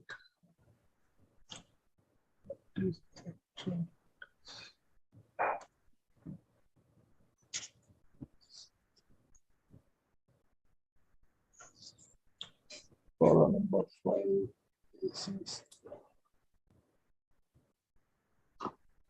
Test case 3. So this is the test case. If I draw the tree for this is, so it becomes 10 and 5, then 3, then 2, then 20, then 15, then 25, and then 30. Okay, 30. Okay, so your code is creating a height at this stage. So this is 1, this is 1, this is 1. For this is 2. This is 1 plus 1 is 2. This 1 plus 1 is 3. And this max of this is 2. 2 plus 1 is 3. So we can just count the edges, sir. Maximum number of edges should be fine. Maximum number of Edges. edges. Actually, I think so. According to your code, what you are taking. I'm getting the left. So if you are taking this a dot empty, if the a is empty, okay, you are getting this 0. That means this is for dummy node. Actually, we are adding one dummy node also in the Vanessa tree. Yes, sir. Including the dummy, my height is 3 for you are setting the height for 0. No, if the node is leaf node, so you are setting the height 1.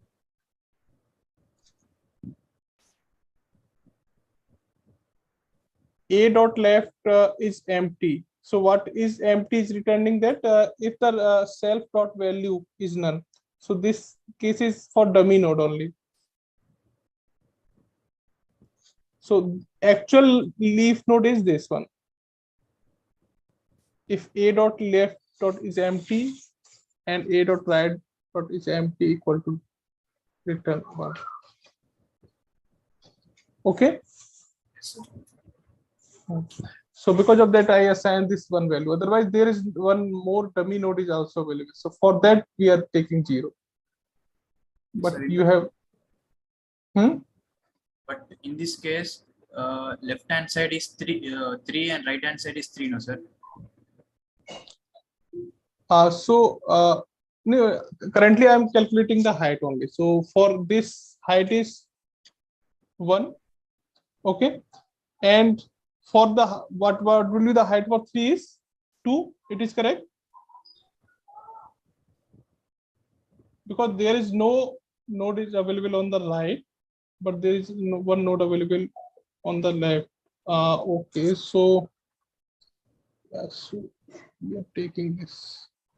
Okay, so for here one dummy node is connected now. So for dummy node for the height for dummy node will be 0. So we will select the max of this 1 and 0, and max value is 1, and we will add the 1 plus 1 is 2. This is okay. Now 3 is okay. Okay, so for 31 to, I'm just marking this is as a node.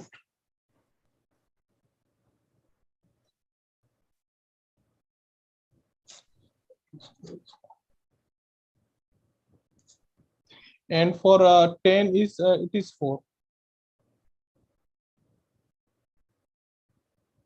So 3 maximum of what is now become 4. So this is height.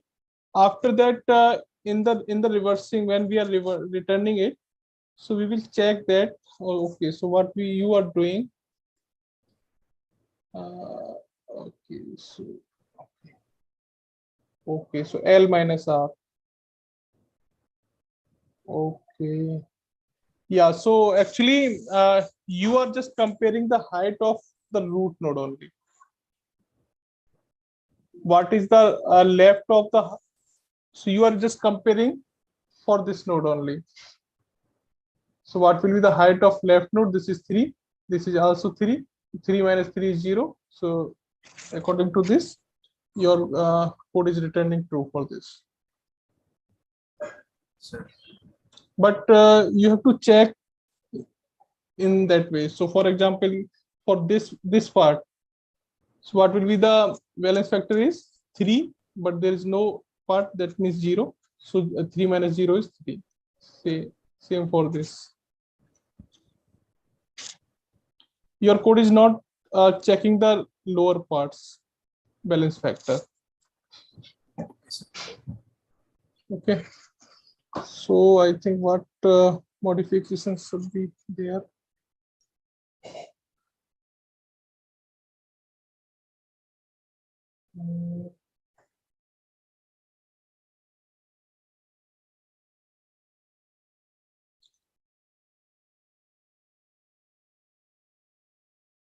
Yeah, so you have to use the recursive things.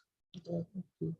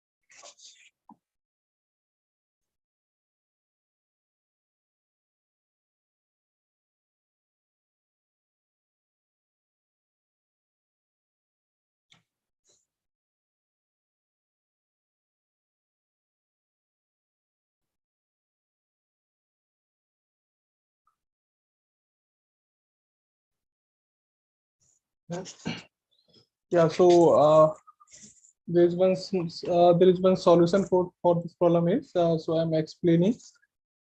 If you are trying, so you can try also your own logic. Otherwise, you can look the solution.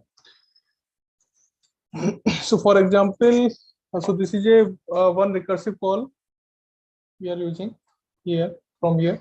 So def is t balance or no or not. So this, for example, if we are taking one example with this code.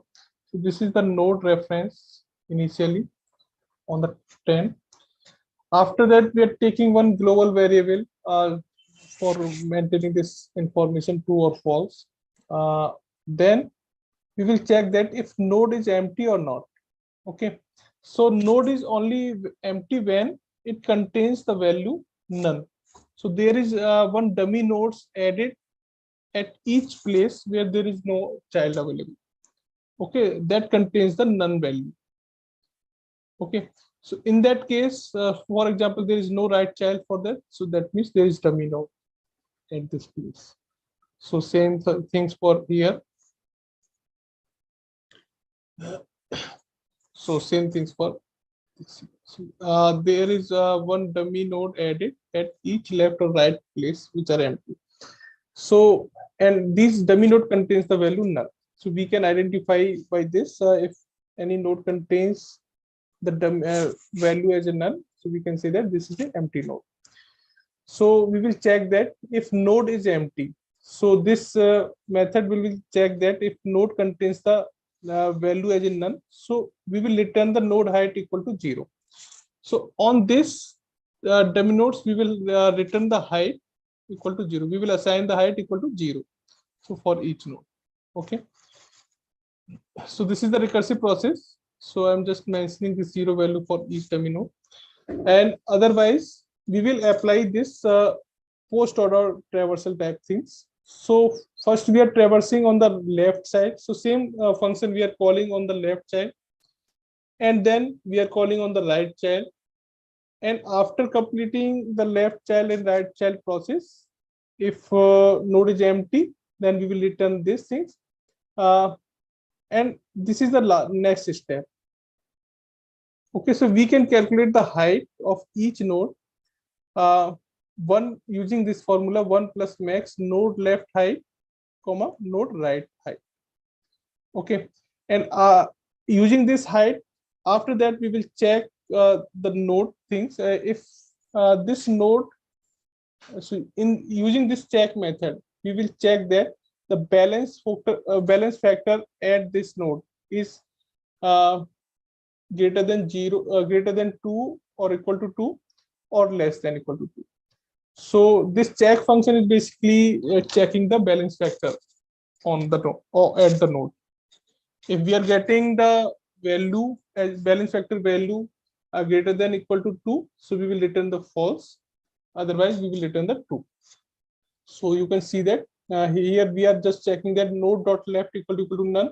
So we are just assigning that HL equal to 0, and else we are just reading the H left height value.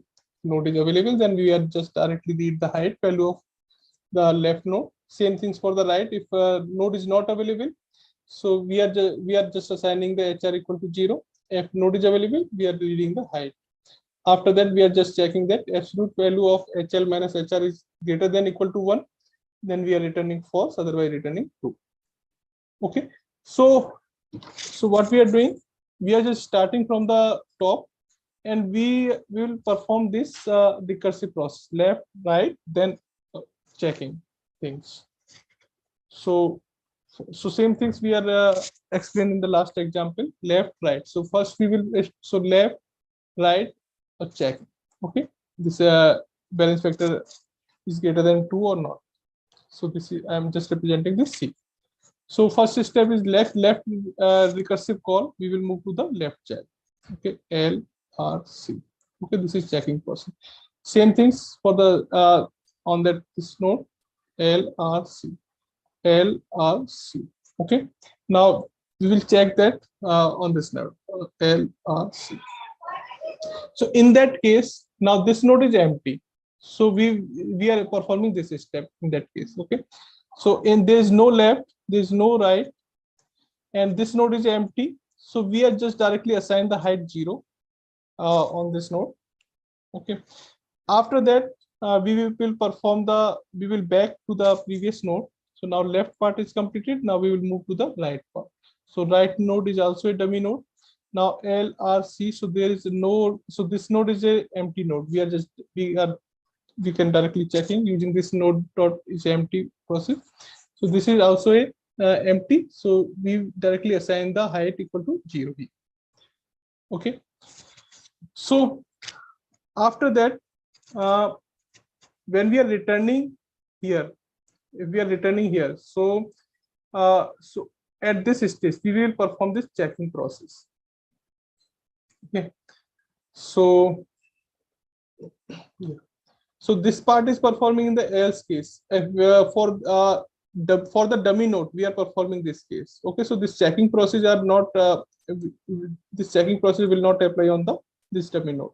So when we are returning back to the parent node, at this step we will check, we will perform this checking step. Okay, this checking step. First we will measure the height. So what will be the height for this 2 is 0. What will be the maximum value of left and what will be the maximum of the right? So this is 0. So we will assign the maximum height as now here 1. So max is equal to 0, 0 equal to 0, and then plus 1, 1. After that we will check the balance factor for this node. Same time we are checking this balance factor things. So we will check that what is the balance factor of this node 2. So this should be left height minus right height. Absolute value of left height minus right height. So left height is 0 minus right height is 0. So 0 minus 0 is 0. So the balance factor for this 2 node will become 0. Okay, using this check function. Okay, so now we have checked this part. Now we will returning back to the parent node. Now the left part is completed. Now we will move to the right part. So right part is the empty node. So we'll assign 0. Now we will we will assign the height for this using this line. So 1, 0.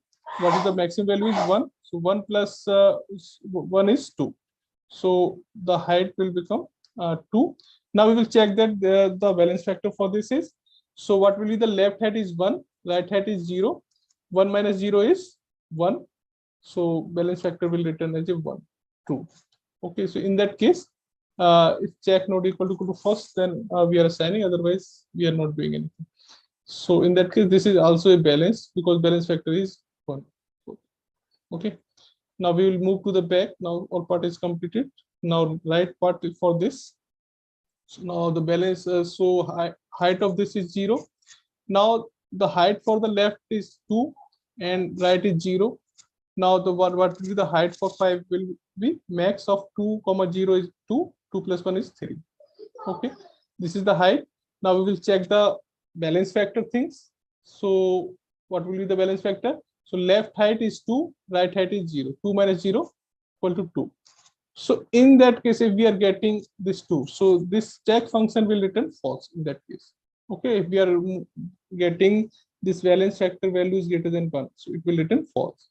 So if we are getting this false value, we are storing this false value in our global flag variable. Okay, so we are performing this recursive steps. So we will return this flag in the last after completion of the process.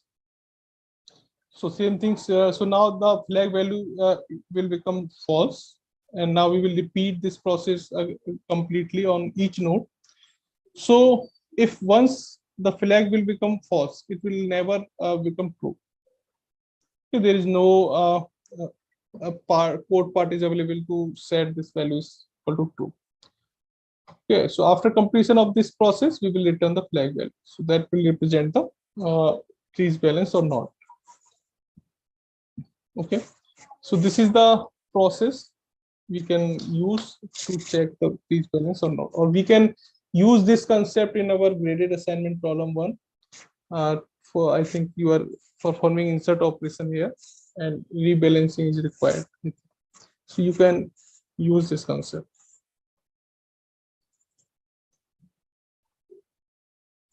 Is it clear?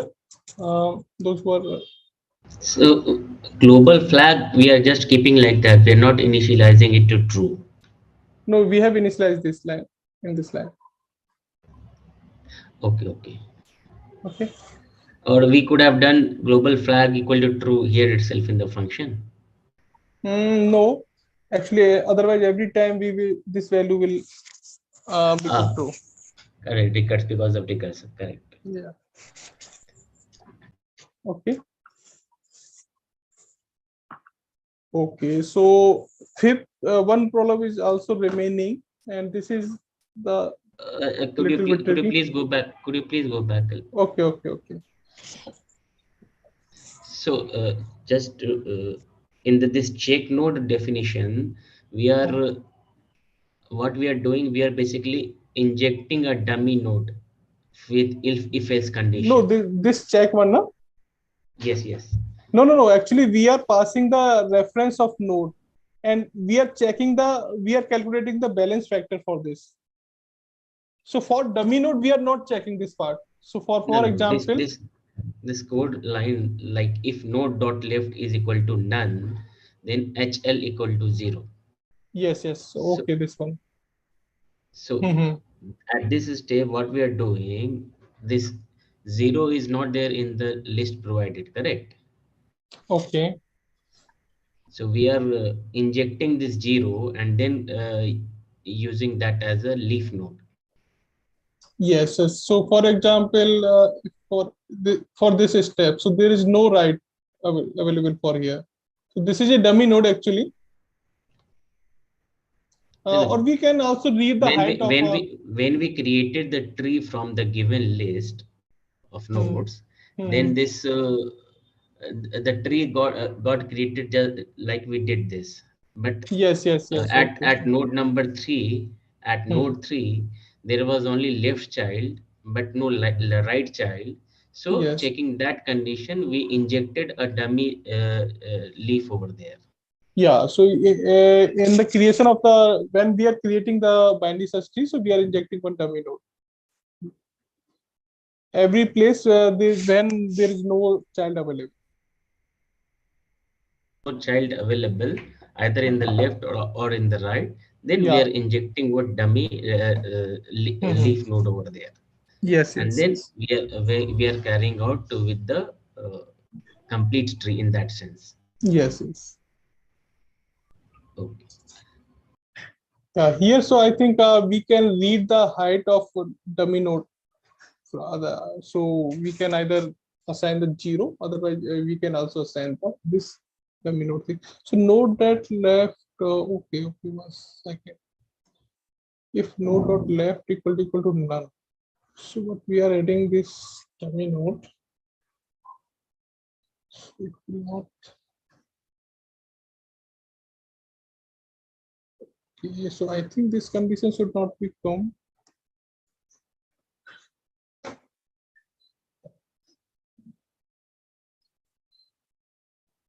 Just looking the code what we are doing exactly.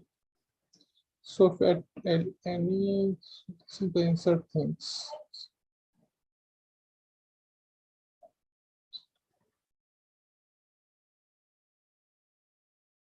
Yeah, we are creating a left and right. Which node? Okay, so node.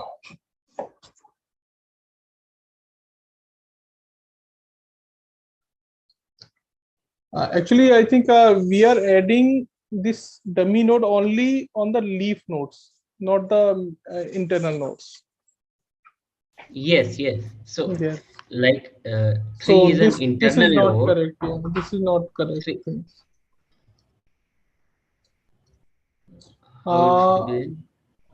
This is also not correct. Yeah, so this is not correct.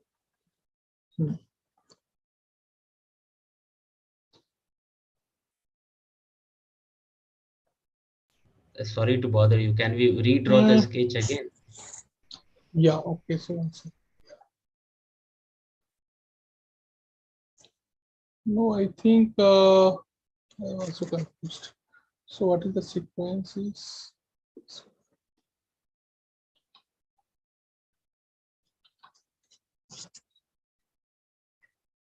So 10. Okay, so every time what we are doing, so 10. For example, we have created this 10. So we have inserted this 10. Okay, so 10, there is no, if self dot is empty, then we are creating this self dot b, and we are also adding one empty. Okay, so that means every empty field contains a dummy node.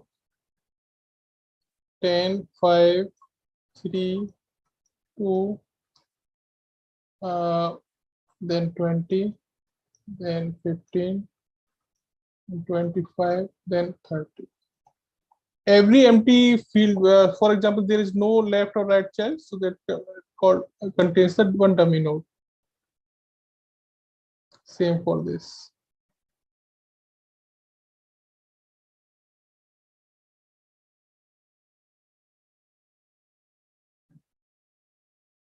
Like this. Okay, Wimlis? Yeah, so if like at node 3, there is left child available, but right child is not available. So we are creating a dummy leaf over there. Yes. At every time when we are adding the new nodes, actually, for example, we are adding this 10. So 10 we will add, and at the same time we will add one both empty node. Okay. After that, when we are inserting this 5, so we will check that there is, so 5 is lesser than this 10. So we are considering that this is a empty node. So we will replace this empty by this 5 value. Now we will again add one to empty node again on the leaf. These things. Okay. In this manner we are adding actually. So you can see this insert method here. So if self dot is empty, that means there is no node available. So we are just assigning this self dot value equal to this, and self dot left and self dot right, we are just adding a new dummy node of the same class. Each time when we are inserting a node, we are just adding a two left and right dummy node we are adding.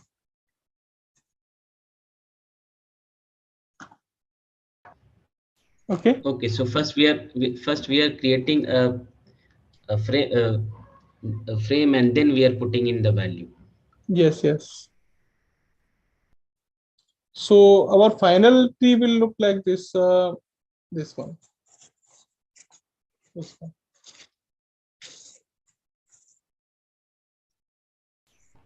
Okay. So we will create the first. We will create the height. And in the check node and conducting the check node, wherever there is a none, then we are putting a 0 over there. Yeah. So node dot left equal to none. Actually, I think we can skip this part, because if we are checking the balance factor for this, for example, so there is a right child is available, but it is a dummy node. So I think so 3 dot right is right will not be null for this case.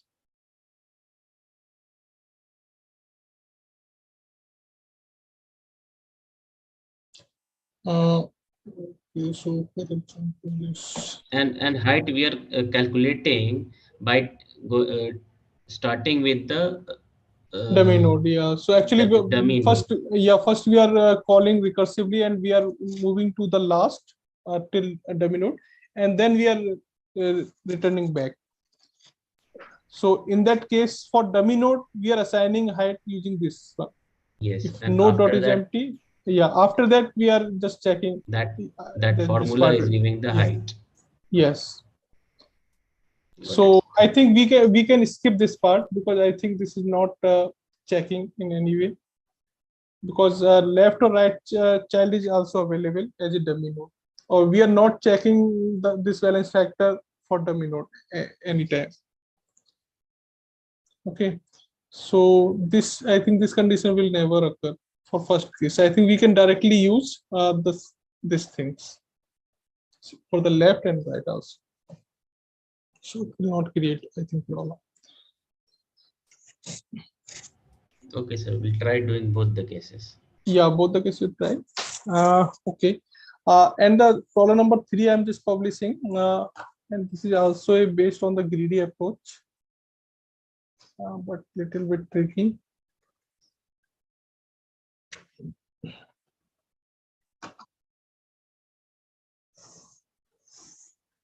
Yeah, so this is the problem. Actually, okay, I'm explaining what is the problem is. So task manager receive different tasks at the same or different times in a day.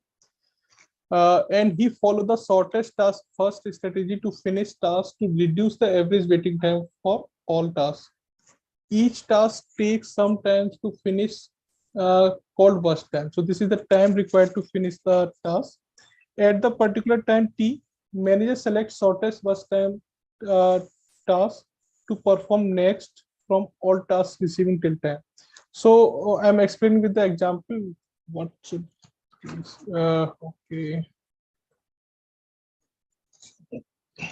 So this is the task list, and first value is representing the task ID, second value is representing the arrival time, and third value is representing the task duration. Okay, so for example, so this is the arrival time. So second value is representing the arrival time. So which task is coming first? So this is the second task. Okay, so for example, 204, this task come first, and after that, second task, for example, 1, 2, 3, and then 3, 4, 2, and then 4, 5, 4. Okay, so we will start from here because this task is coming at the first. Okay, we will perform this. So what is the duration of this task is? So if we are starting at the time 0, it will complete at the time 4. Okay, because the duration is 4. So when we are completing this 4, so we will check that which task is coming in this duration, still duration 4, which task have come. So we have now, so we will check the arrival time for the others. So now the arrival time for 2, so that means this we have received this task at 2 time. Okay, and for the next, this is 4. Okay, from here this is 5. That means this task is not coming here. So we have completed one task till time 4. Now at the time of completion, we have received 2 more. First one is this, and second one is, but this is not coming here because arrival time is 5. So in this case, we will select the shortest burst time. 3, 4, 2.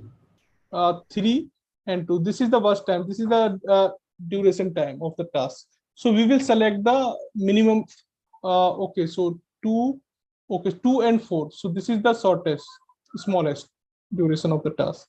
So we will perform this task first. Okay, at the completion of first task, we have received 2 tasks, and then we will select the smallest duration task here. Now we will basically select. While we are performing the first task, we have queued up 2 tasks. Yes. And okay, so if we have started for any task, then we cannot stop in between. After completion, we will check that how many tasks we have received again. We'll check the queue for the minimum burst time. Yes. And in the queue, we will select the minimum burst time task again. So now we also need to keep track of starting time and the current time. Yes. So for example, if we are selecting this task in the second time, so this will complete at time 6. Okay, so 4 plus 2 is 6. That means we have performed second item first, then we are performing third item second time. Now our we have consumed we have completed 6 times here, so 0 to 6. Now our waiting queue is, there is one task is available, and this will also come because arrival time is 5. Suppose instead 1, 2, 3, it would have been 1, 2, 6. Then we would have selected 4, 5, 4. Correct? 1, 2, 3. So if you are saying that this is 1 to 6. Yes. Okay. So at this case, we will select this one because no. Oh, yes. So we will. Sorry. Okay. 1 to 6. If you are taking this. Okay. So we are first performing this, and then we will perform this. Okay. Yeah. So now after completion of these two tasks, now we have reached at 6, and arrival time for this is 2. This is 5. And the bus time is 6 and this is 4. So we will select this one for the next. Okay, sir. Okay, so this become 4. Now total time will become 10. Now we will select this one. So it becomes 16. This is 1, this is 4. So this should be the sequence. And we are asking the sequence in the column. What will be the sequence? Okay, so this is the sequence is the first element in each tuple. Yes, the ID of the, or we can say the name of the task. Okay, so Yes. 2, 3, 4, 1. This should be the sequence of written in the output. So 2, 3, 1, 4. This. Okay. So this is the problem. Just try to solve it. I think it will take some time. We have to maintain the tracking everything, and we have to perform sorting thing also. Okay, so try to this one. Otherwise, if you face any problem, so you can discuss in the next live coding this problem. Okay, sir. Any other query if you have, you can ask. Others also. I think 2 are remaining only. Some of the previous week's PPAs, I think we should be conducting some extra classes for those. Oh, for PPAs. okay. So for which week you want? So for week 4. Okay, week 4 graph things. Okay, week 4 and 5. Okay. We will conduct the extra class. So if you are facing problem. Okay, sir. Thank you. Okay. Others, if you have any doubt, you can ask. Akars and Raja. Came little bit, so Sorry? I came little bit later, so I joined later. So Okay. any particular doubt now? So I'll ask in the next session. Okay, or you can ask on the discourse also. If you are facing Yeah. any problem, you can post on the discourse. Yes. Okay. Bye everyone. Good night. Thank you for the session, sir. Good night.